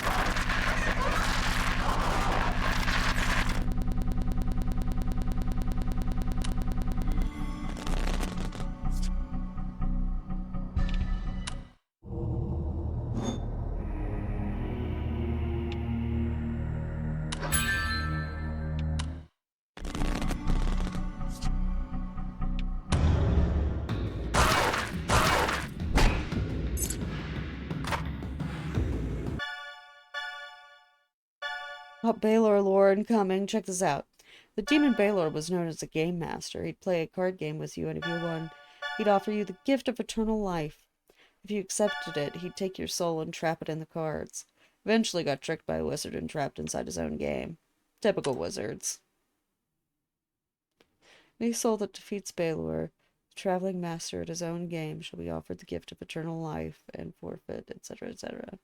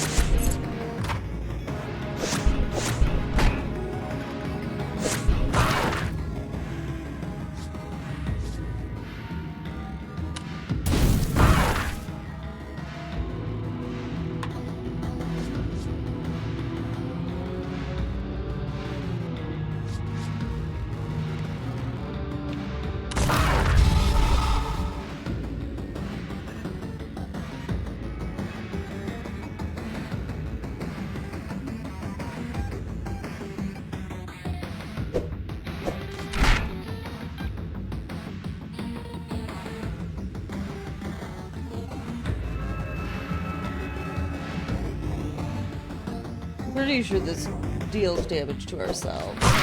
Yeah. Oh, no, it deals damage to both of us. Okay.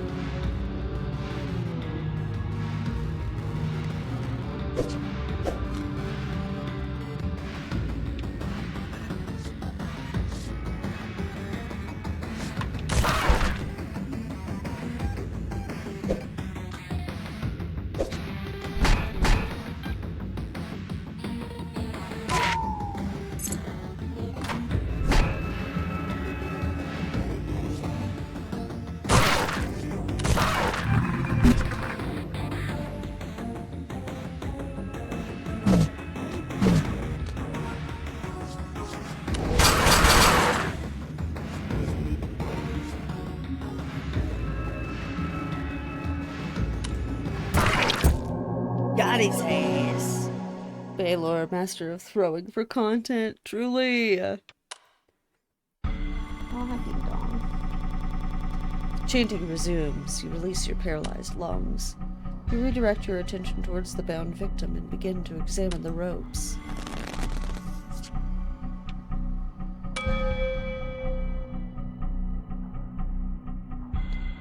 Wait, what is a Tri-Peaks layout? Oh, I can't use it because I'm not in combat.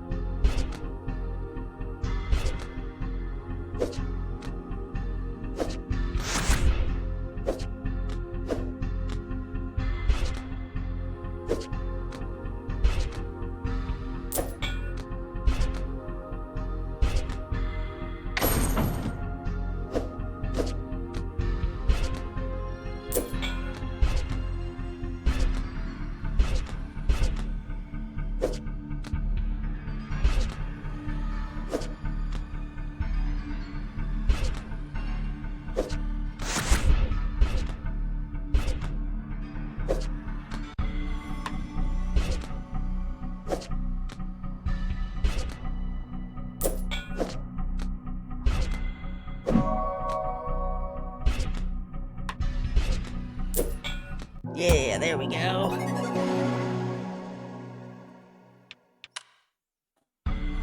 Y'all, I'm kind of hooked to this. We might finish it tonight.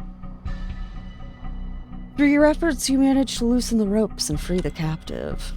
Outside, you hear the chants growing louder.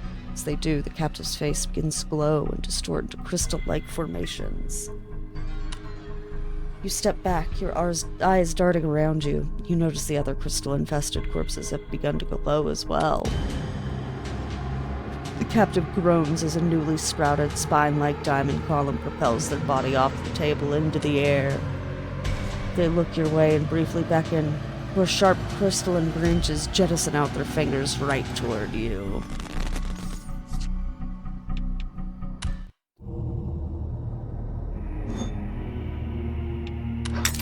Oh shit, I didn't actually mean to. Ooh, that would have been handy. Oh wow. Alright.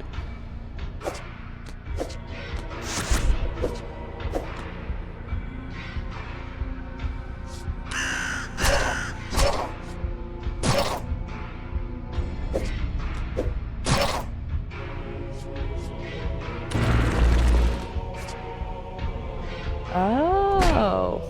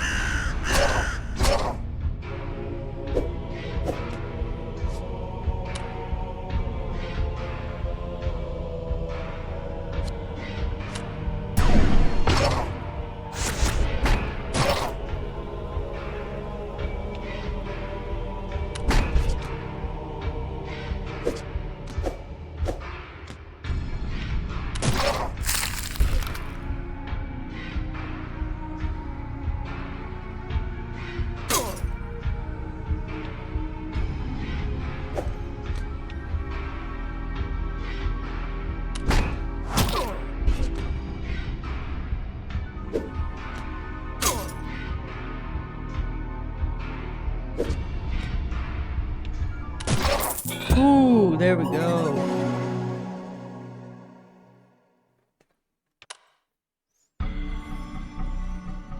The silent flash, the crystallized captive shatters. The table is swiftly decorated with their glimmering remains. As the dust clears, you notice a strange spine-shaped crystal staff left in their wake. You sense an incredible energy emanating from it. The staff pulses and hums as you approach it. Something tells you that the staff will become invaluable soon. But to wield it, you'll need to bind it to your soul.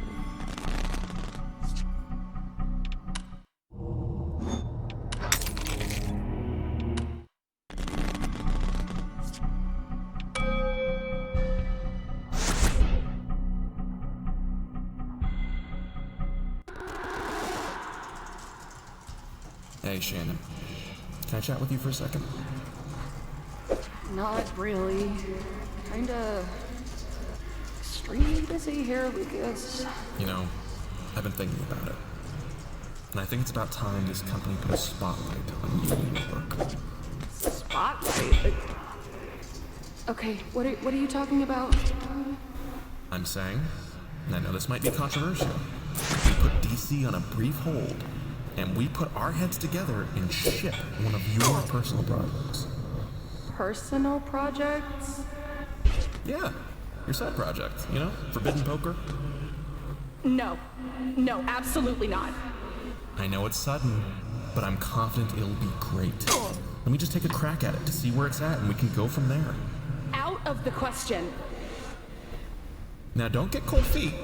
I know how you feel. It's scary to be put in the spotlight. You know, I remember when my first book... The answer is no, Lucas. No. Just think about it. It's not just for your sake, you know. Think about the rest of the team, what it could do for everyone. If it's far enough along, it could save... I've got a lot on my plate, Lucas. A lot of work. If you don't mind. Okay. Just, think on it. Okay? I'll be in my office whenever you're ready. Yeah, thanks, Lucas. You're welcome.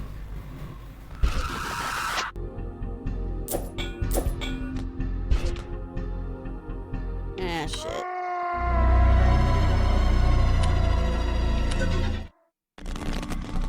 All right. Okay.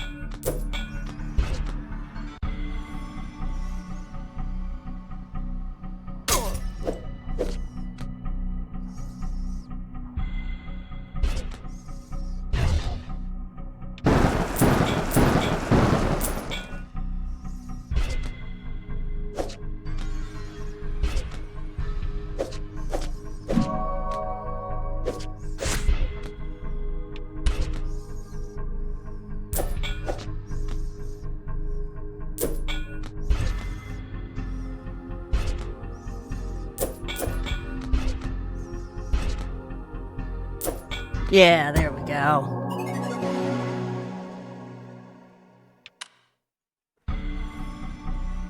Your mind is now in harmony. Your flesh is now stable. The staff now bends to your will. What use it has remains to be seen. Invigorated by the staff's energies, or perhaps guided by them, you boldly kick the door open, declaring your presence. The robed men continue their chanting unabated. Your task is nearly complete. The group leader levitates in the air, his head shaking wildly. You must take their lives.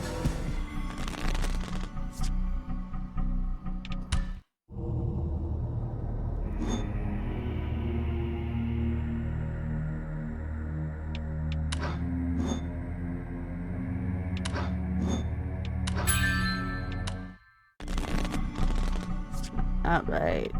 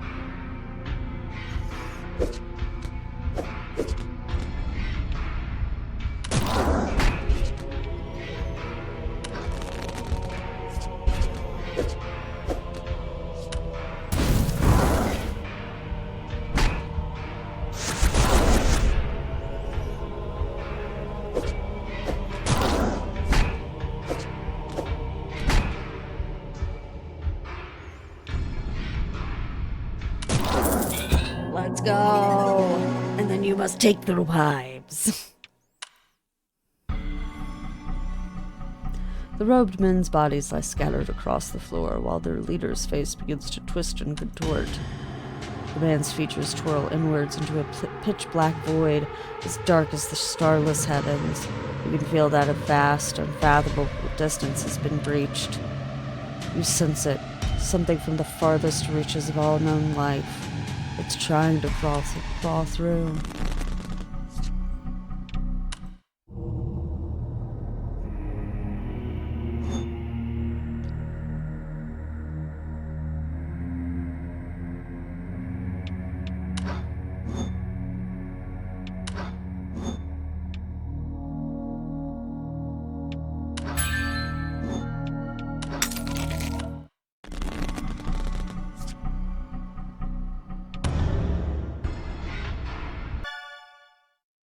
Okay, so it seems like there's been urban legends surrounding this forbidden game for a while. Just found this one from 1979. This one was an arcade cabinet, but the story is always the same. A game that kills you if you finish it. You aren't still playing the game right now, are you? Weird world news. Game over. An arcade cabinet killed my friend. His eyes were gone. They were gone. Spooky bonus. Gray alien sighted. Oh shit, it's also forbidden solitaire. They broke into a warehouse to find a mysterious game that kills. I wonder what happens if I do exit to DOS.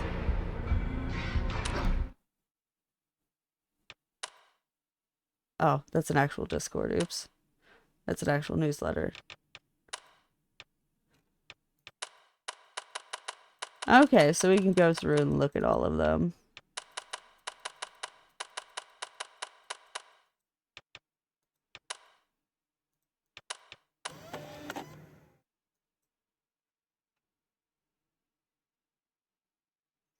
Oh, cool.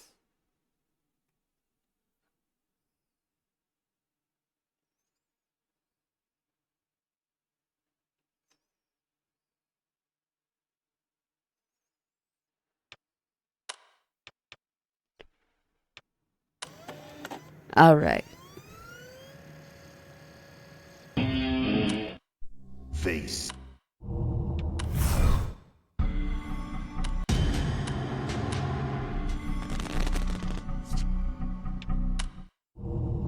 Oh, okay. Save my purchases.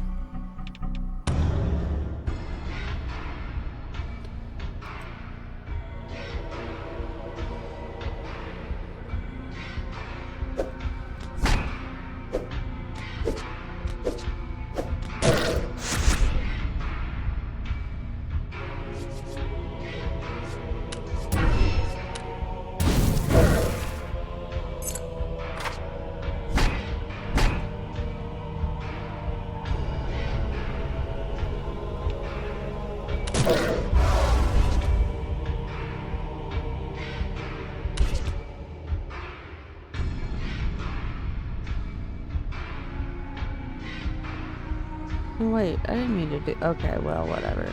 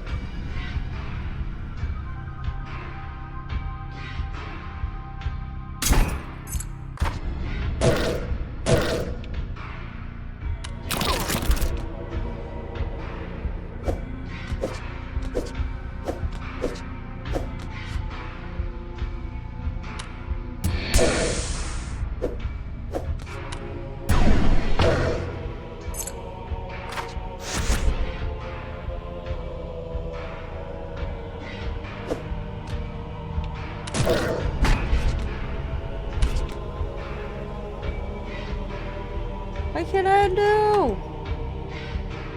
Okay, whatever.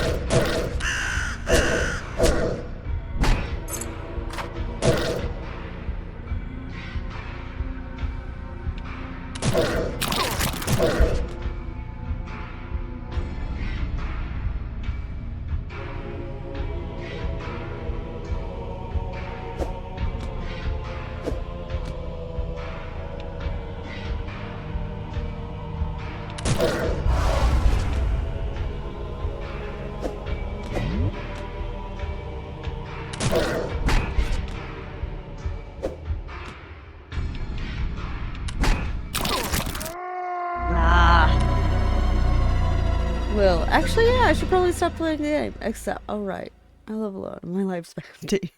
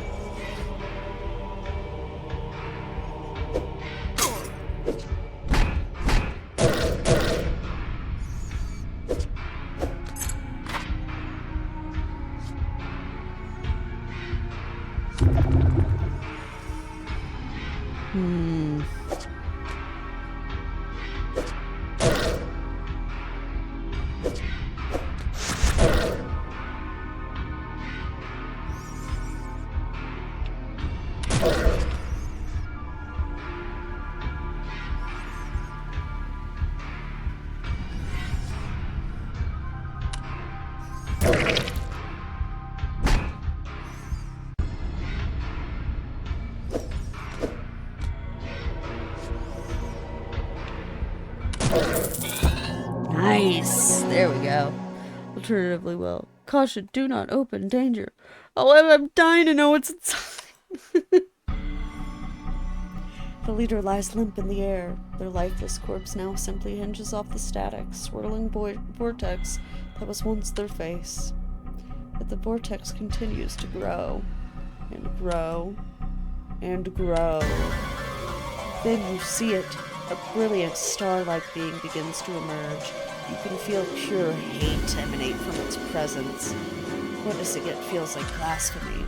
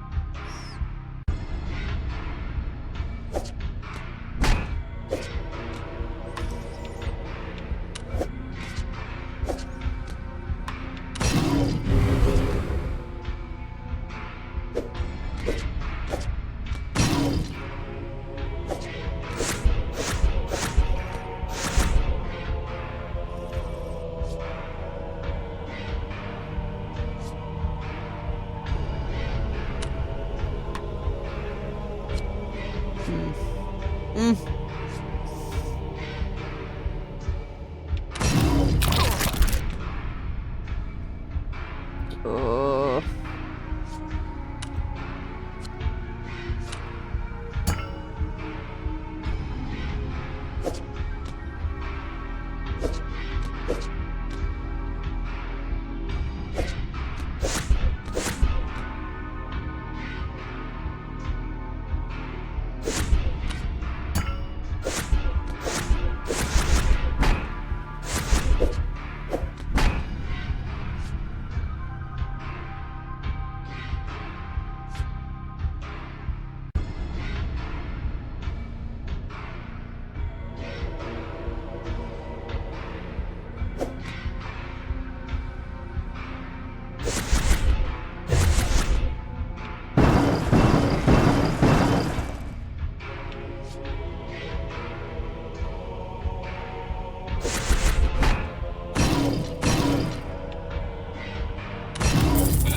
Alright, let's go.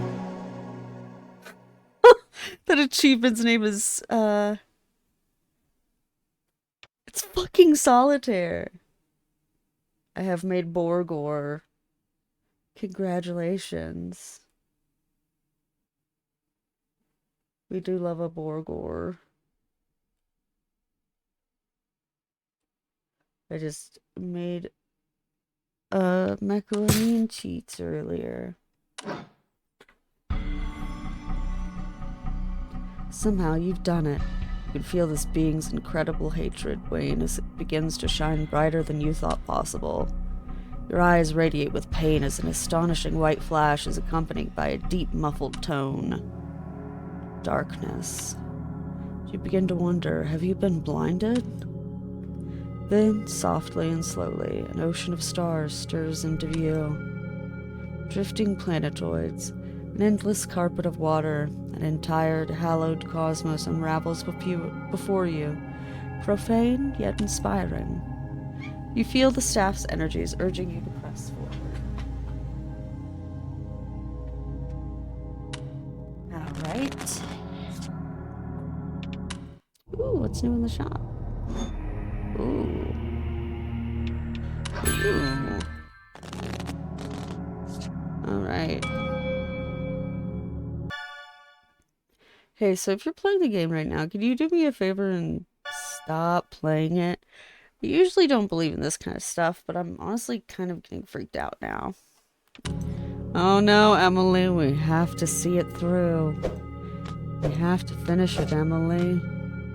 Or else what was the point?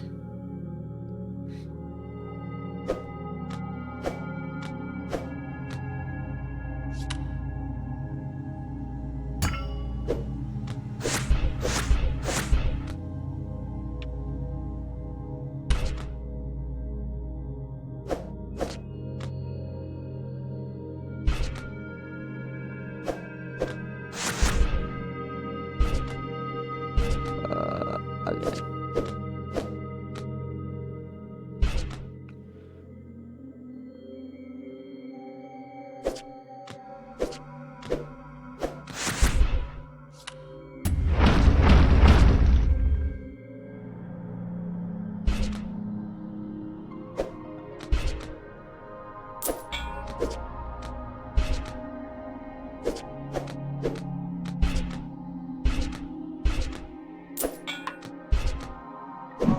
All right.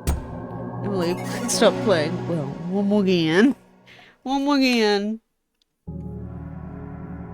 Time seems to flow differently here. You don't know if you've been traveling these planes for days or mere moments. But eventually you find yourself in front of a great gate, with glassy walls stretching off for what seems like miles on either side. This is where you need to be. You know you must get through. As you approach the gate, a vaguely humanoid jumble of orbiting crystals emerges before the gate, blocking your path. It doesn't speak, but you know it wants you to turn back. The staff rumbles. You won't turn back. Uh-oh.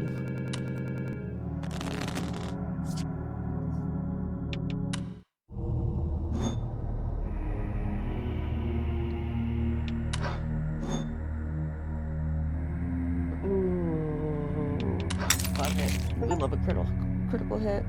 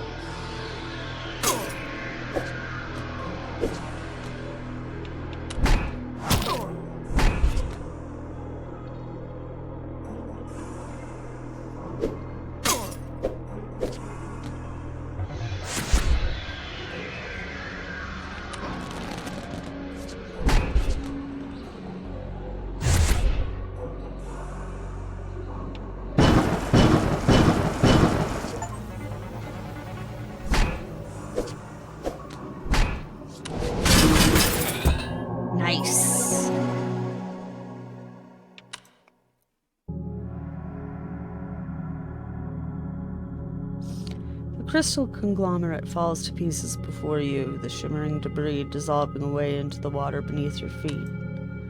With the obstacle removed, you push open the mighty gate and resume your voyage.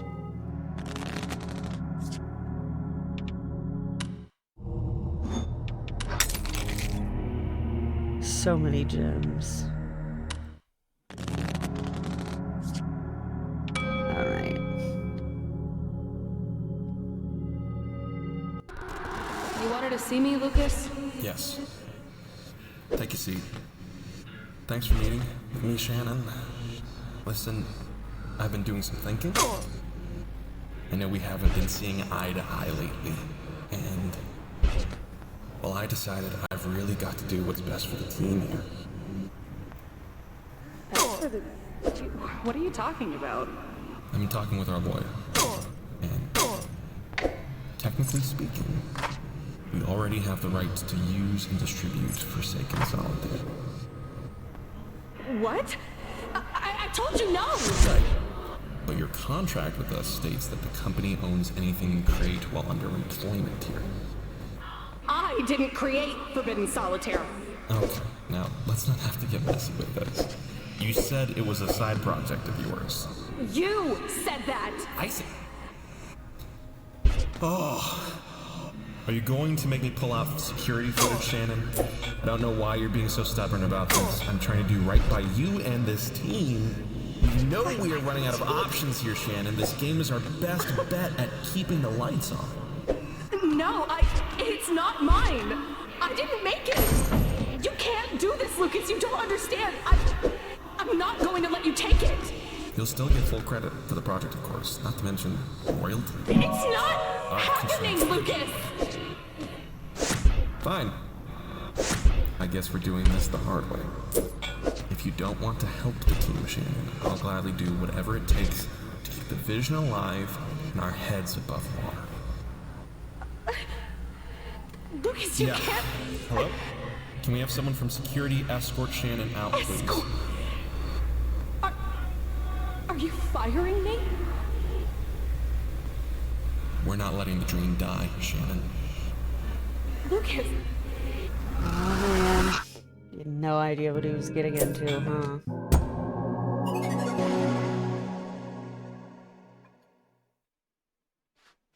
Alright, onward.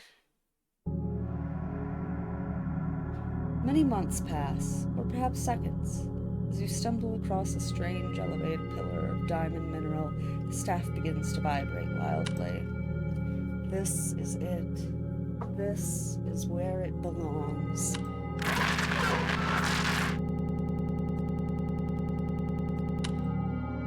The staff beams brightly as you bring it closer to the pillar. This is its home. You must bind it here.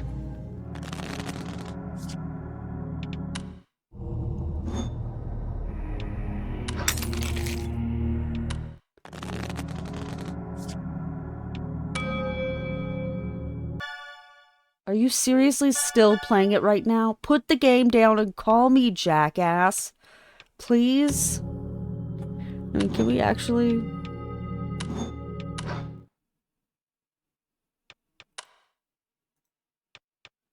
Oh yeah, looks like we can't. We gotta keep playing. Face.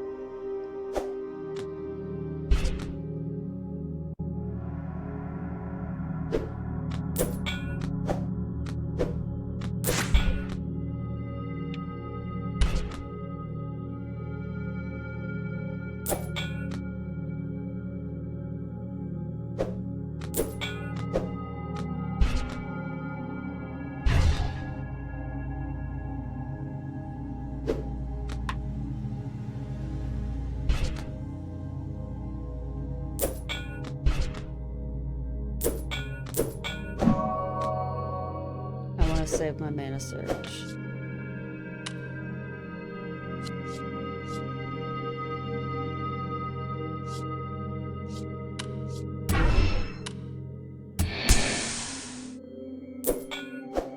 Nice.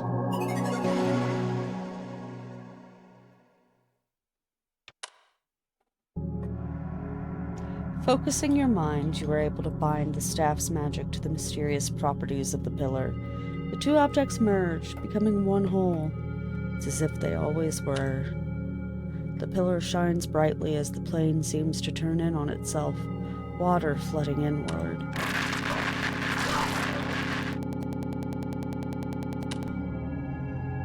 I've almost beat the game. Leave me alone. Rising from the bowels of the infinite, you behold a glory like no other. Colors seem to divide themselves, light seems to bend to its will, your eyes commit sacrilege. It's horrifyingly serene, yet you know you must destroy it.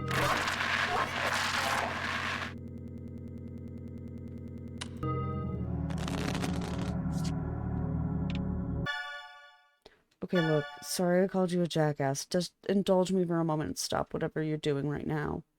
Please, I'm starting to worry. Sorry, Emily. We're too busy being an elite gamer.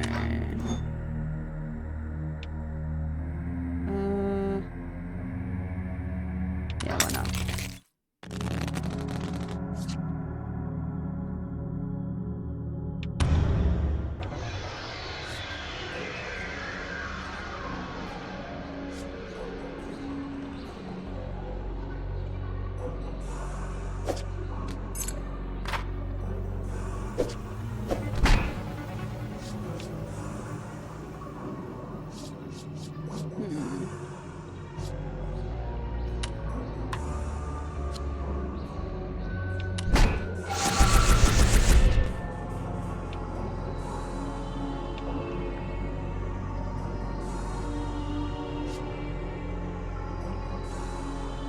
Oh, fuck, that's not good.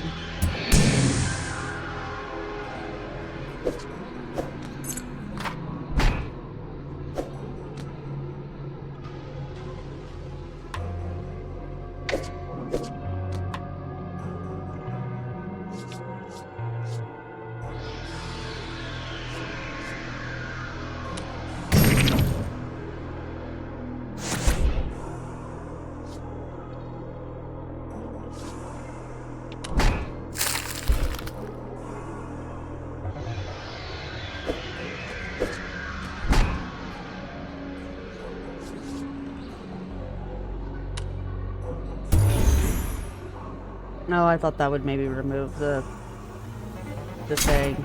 Well.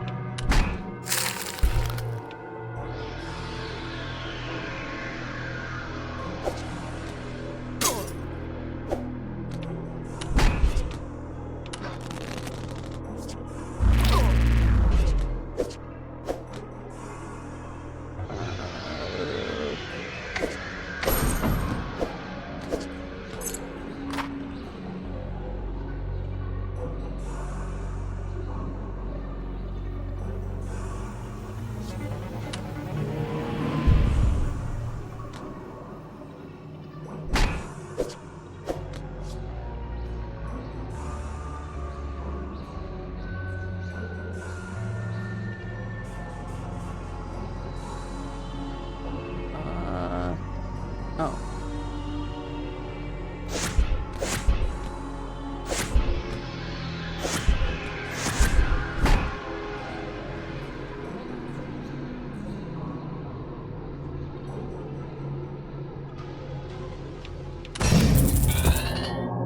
Oh, shit. Okay. The glorious horror cries out noiselessly. Miraculously, you have heard it. Its surface begins to crack, revealing a bubbling tar-like substance beneath. As it bleeds, a multitude of limbs and faces begin to emerge through the tar, as if gasping for air for the first time in a millennium.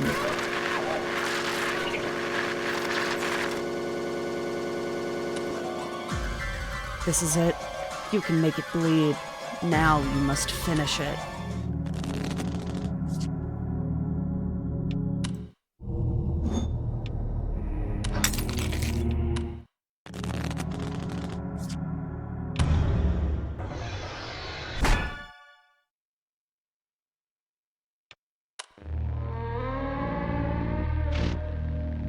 You may be brave. You may be powerful. But if you enter this dungeon, you will not survive. Play your cards right, and maybe you'll live to tell the tale when you play Forbidden Solitaire. Slay vicious enemies and unlock powerful abilities in a card game unlike any other. Forbidden Solitaire. Play if you dare. Play if you dare. Play.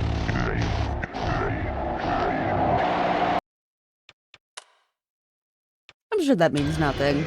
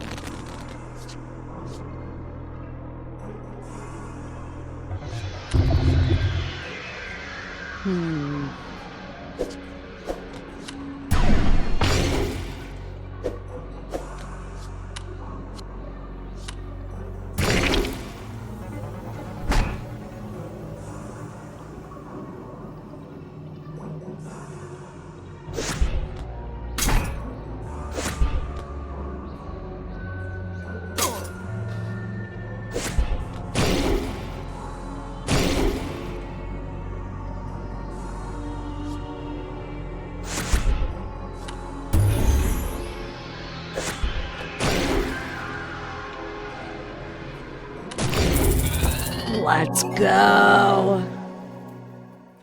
Well, goddamn it.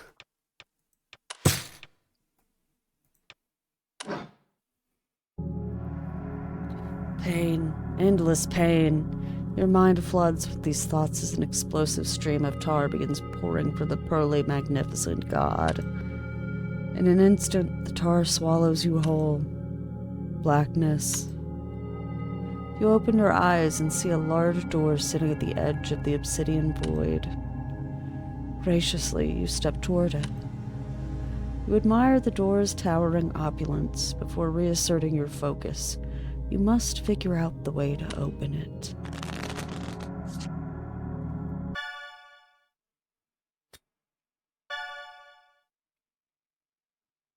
Please, Will, stop whatever you're doing and answer me. Message failed. Please check your connection and try again. Message failed. Please check your connection and try again.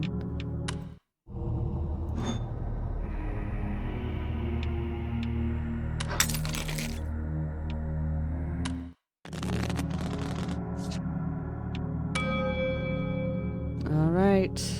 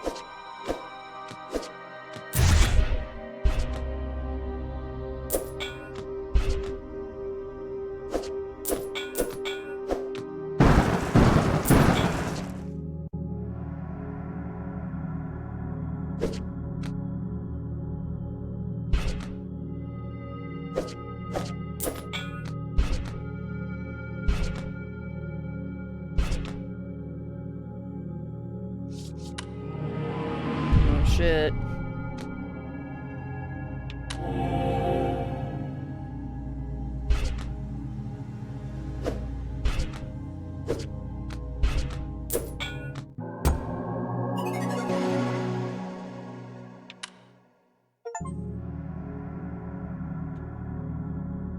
All at once, it begins to make sense. You twist one piece, pull, shift, and push the others. Various contraptions of the door all begin working together in harmony. The massive doors swing open to reveal a long, regal hallway painted with the most luxurious shapes and materials. As you step within, your tired feet are greeted by a soft, ruby-colored carpet carving a path through the abyssal hall. The forbidden dungeon's prized bounty surely awaits you at its end.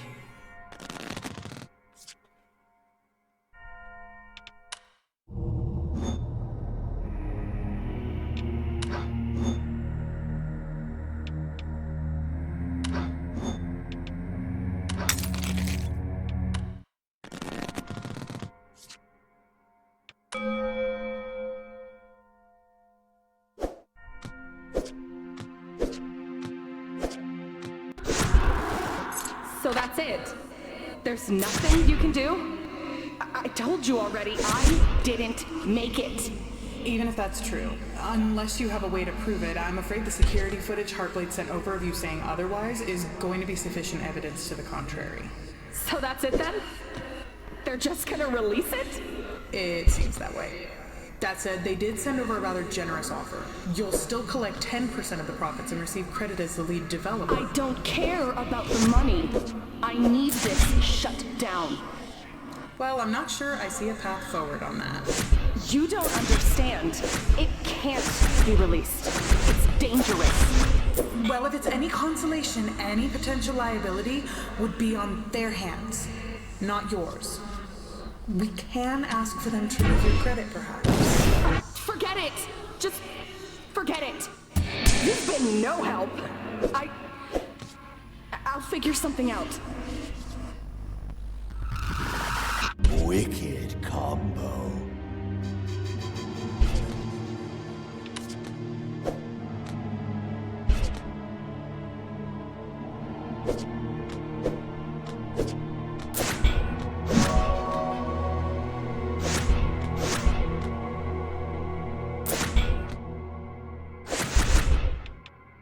Wicked combo.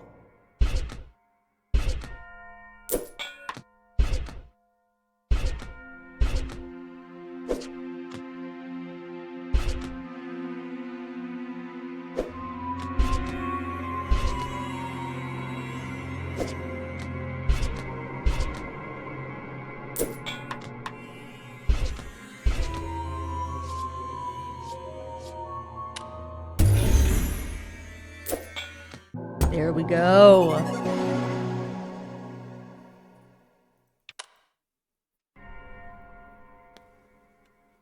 With every footstep, you hear deep rhythmic echoes bounce through the wine-tinted gallery. I will also be right back, and hold you in suspense until then.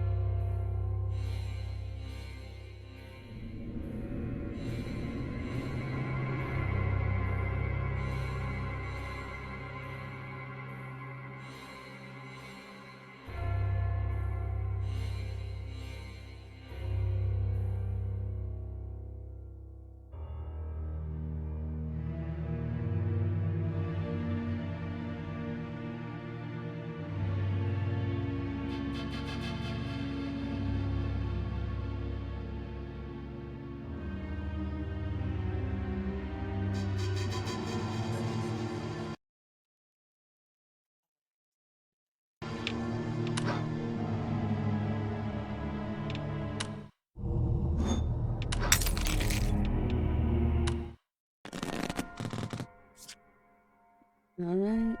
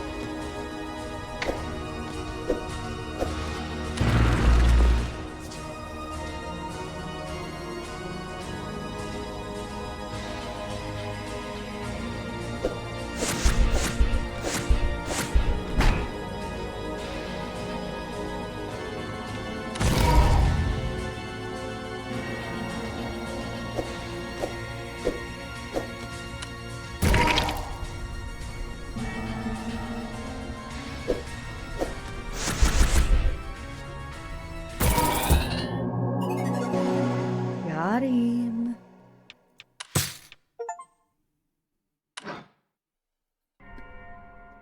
The statue lies in rubble along its 2 glimmering green gems.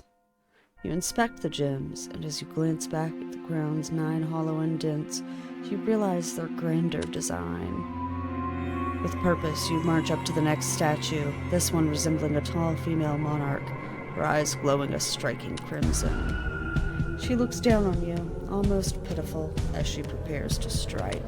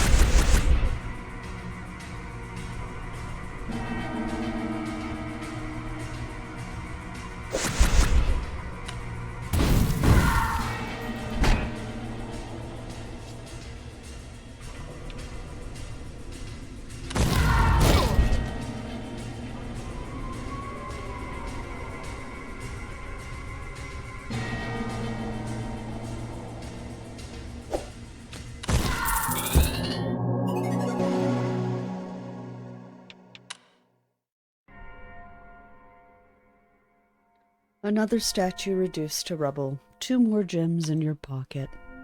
You push forward to the next statue. Its stony bearded expression, royal robe, and pointed crown carve a masculine sovereign likeness. Its eyes glow a pearly sapphire. It stutters down to your face as it readies to besiege.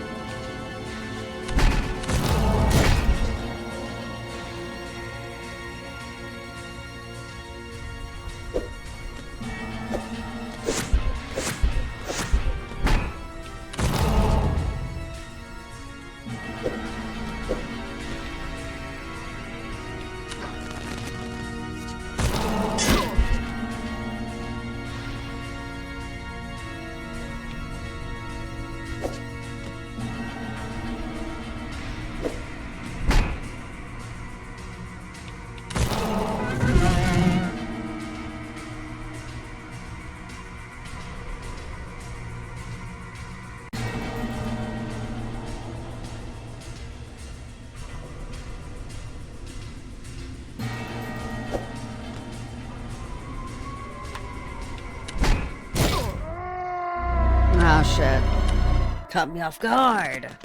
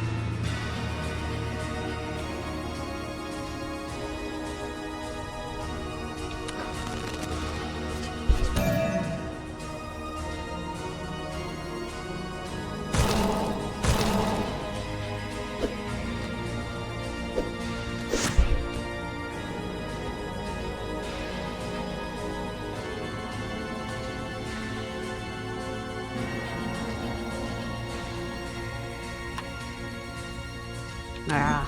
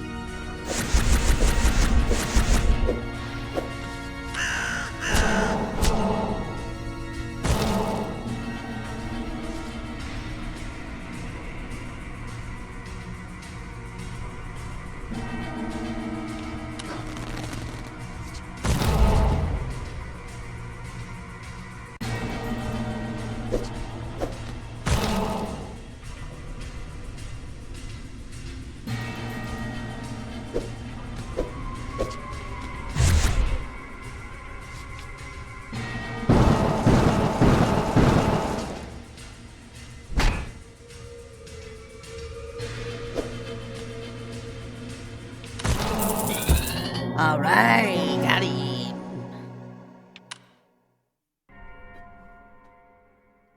Three statues lie in ruins. One final statue remains. You take the sapphire gems and carry yourself forward. The last statue seems to laugh at you with its unnatural, wide-brimmed grin. Its three-pointed hood and frozen merry pose sculpt the impression of a royal harlequin.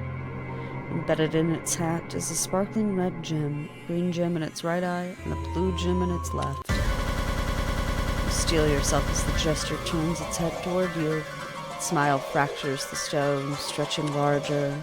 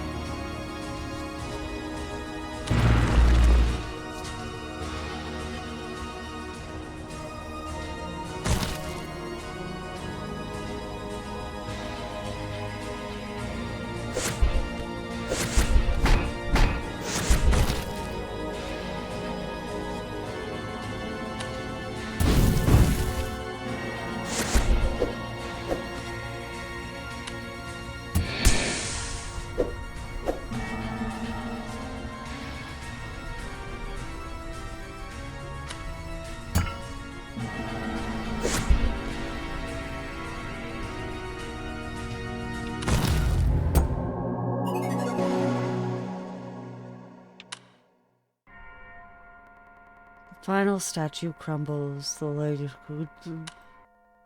You take the string not found. Uh-oh.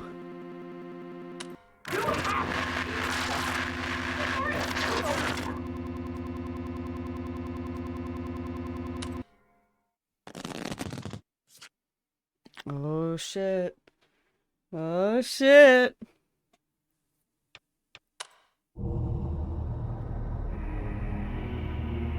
No more gems?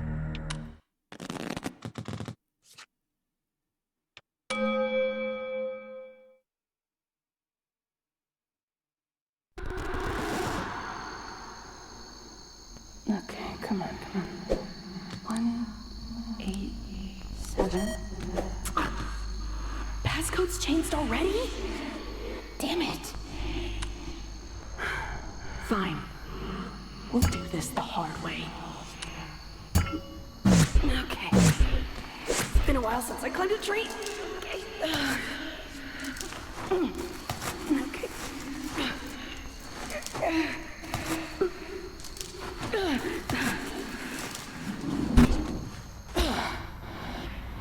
Okay. Where'd you put it, Lucas? Come on, it's gotta be around here somewhere. No. Shit! Must be in his office.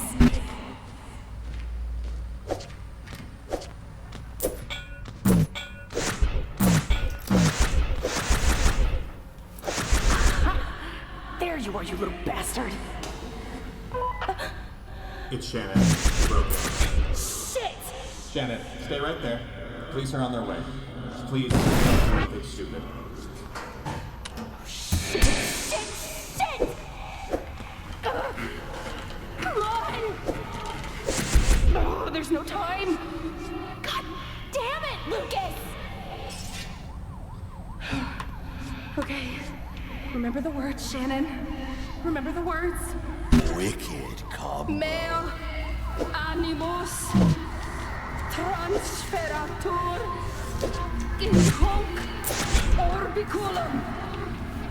Mea animus transferatur in hoc orbiculum. Mea animus transferatur in hoc orbiculum. Mea animus transferatur in hoc orbiculum.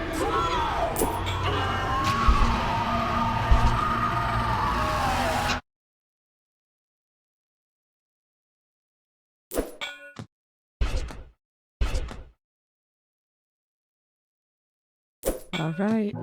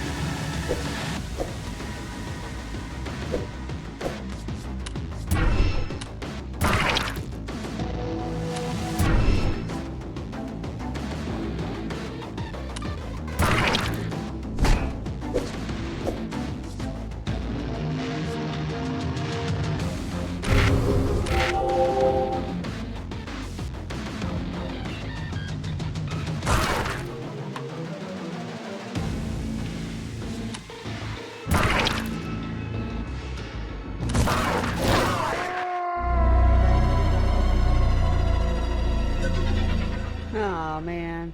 Oh shucks.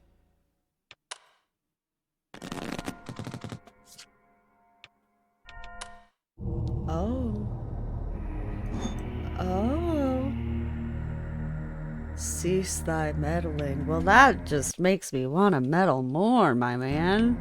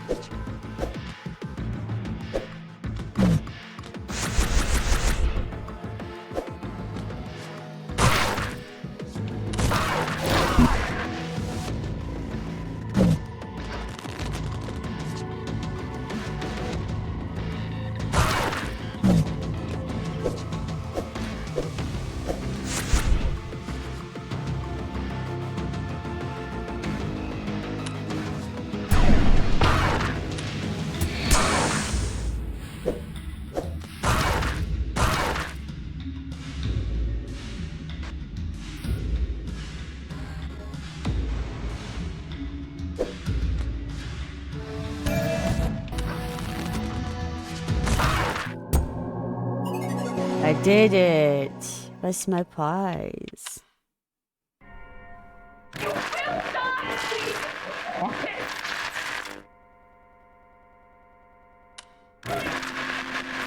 Let's go! You die!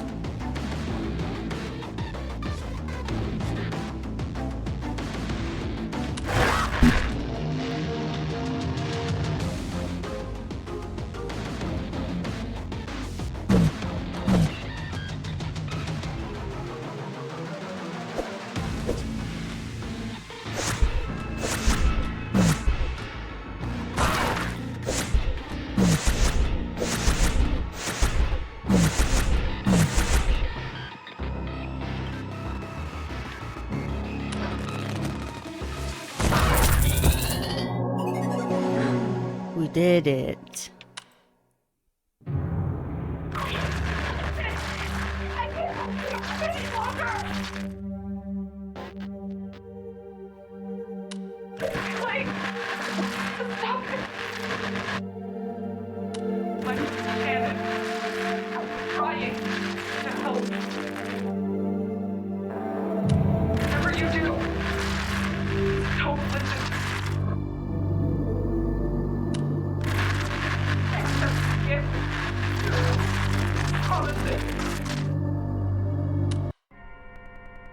I heard accept its gift and believe its promises, so...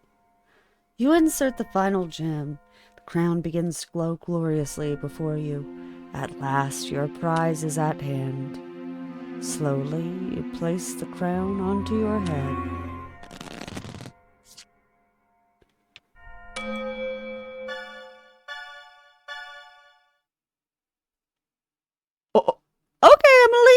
she was so supportive now.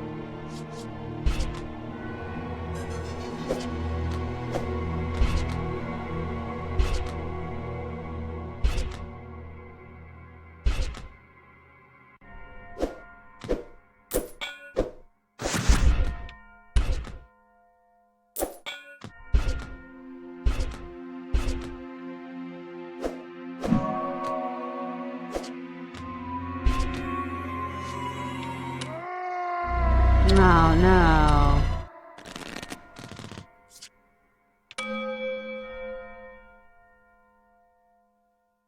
Alright.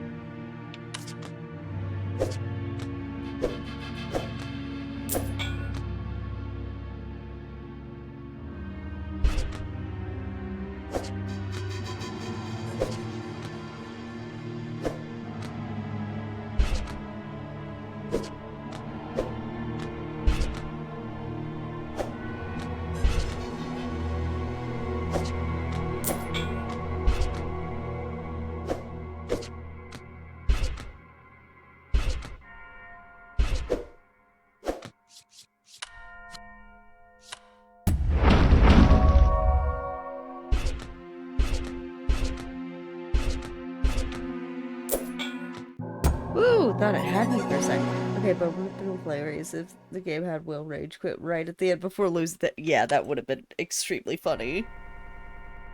Oh shit. No, no. Over here. Ooh, I don't like the eye mouth thing.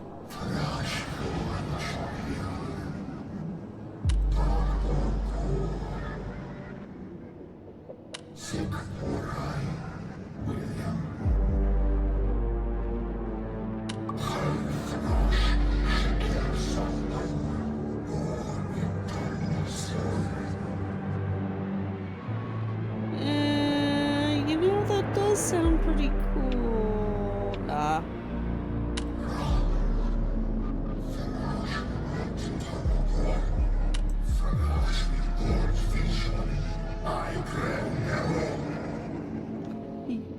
Yeah, I just wanted to play the fucked up solitaire game.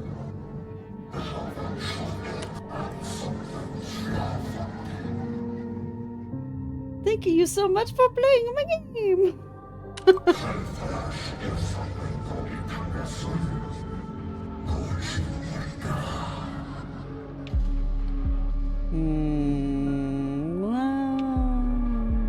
No.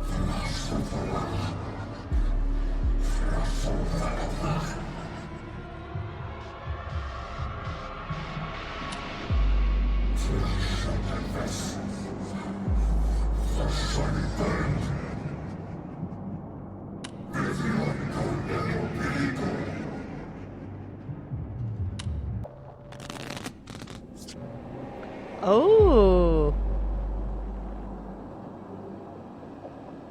Ooh. Oh shit. Okay.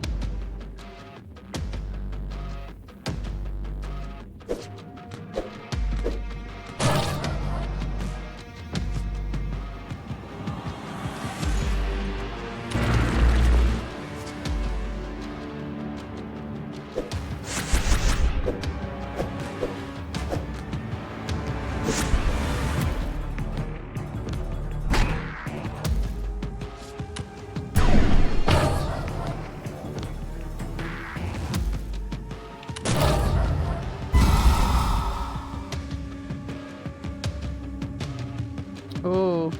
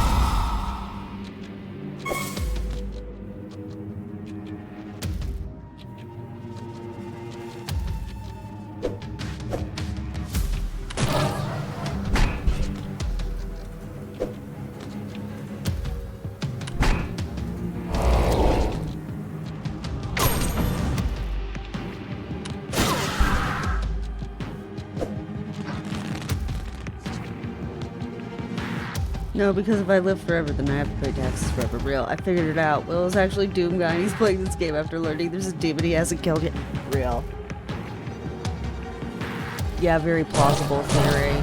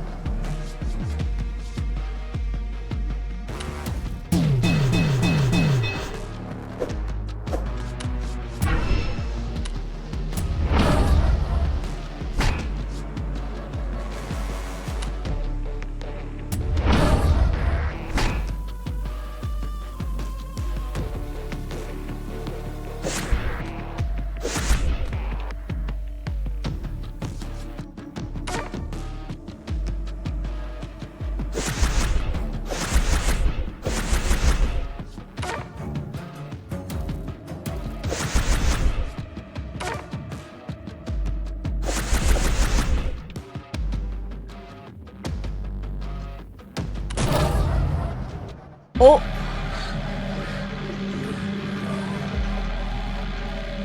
That mega crit was nasty.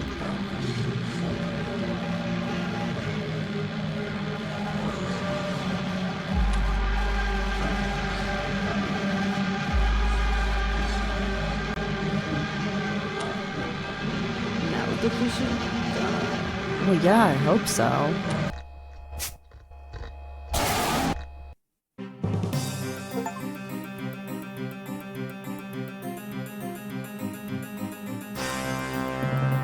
Yippee!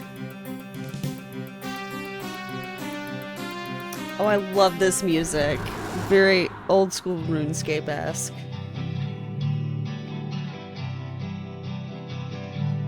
We will sit through it, as we always do.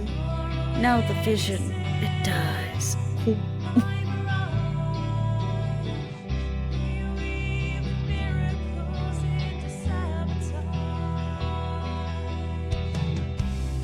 Oh shit, I'm digging this ending track.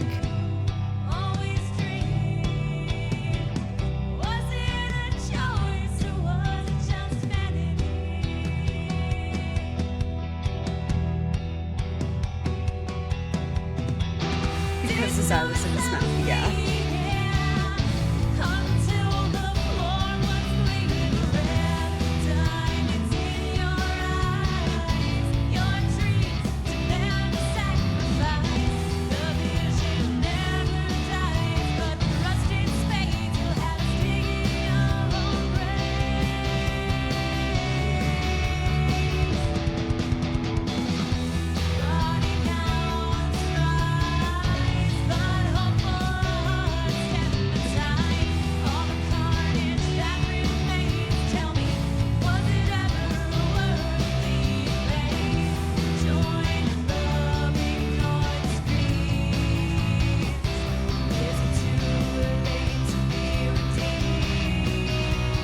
Sorry, I was grabbing a drink, but damn! That was fun! That was a lot of fun. Oh, didn't mean to pause. Pauses every time I tab out.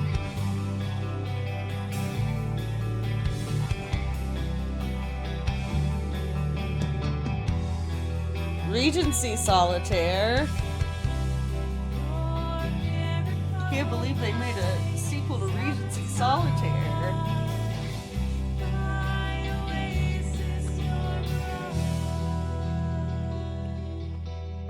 That was very fun.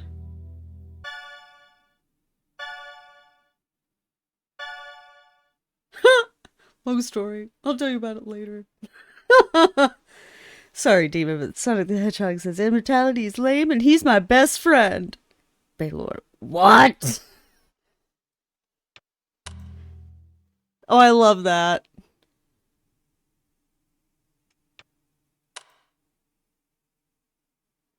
All right, yippee! We did it! Wow. That was fun. That was a lot of fun. So what happens if we just play it again? They said New Game Plus? Aw, shit. We are not going to do that tonight because it is very late. But it was a lot of fun. I really didn't think I was going to finish it all in one go. But here we are. But that, like I said, that was a lot of fun. Very, very happy with the latest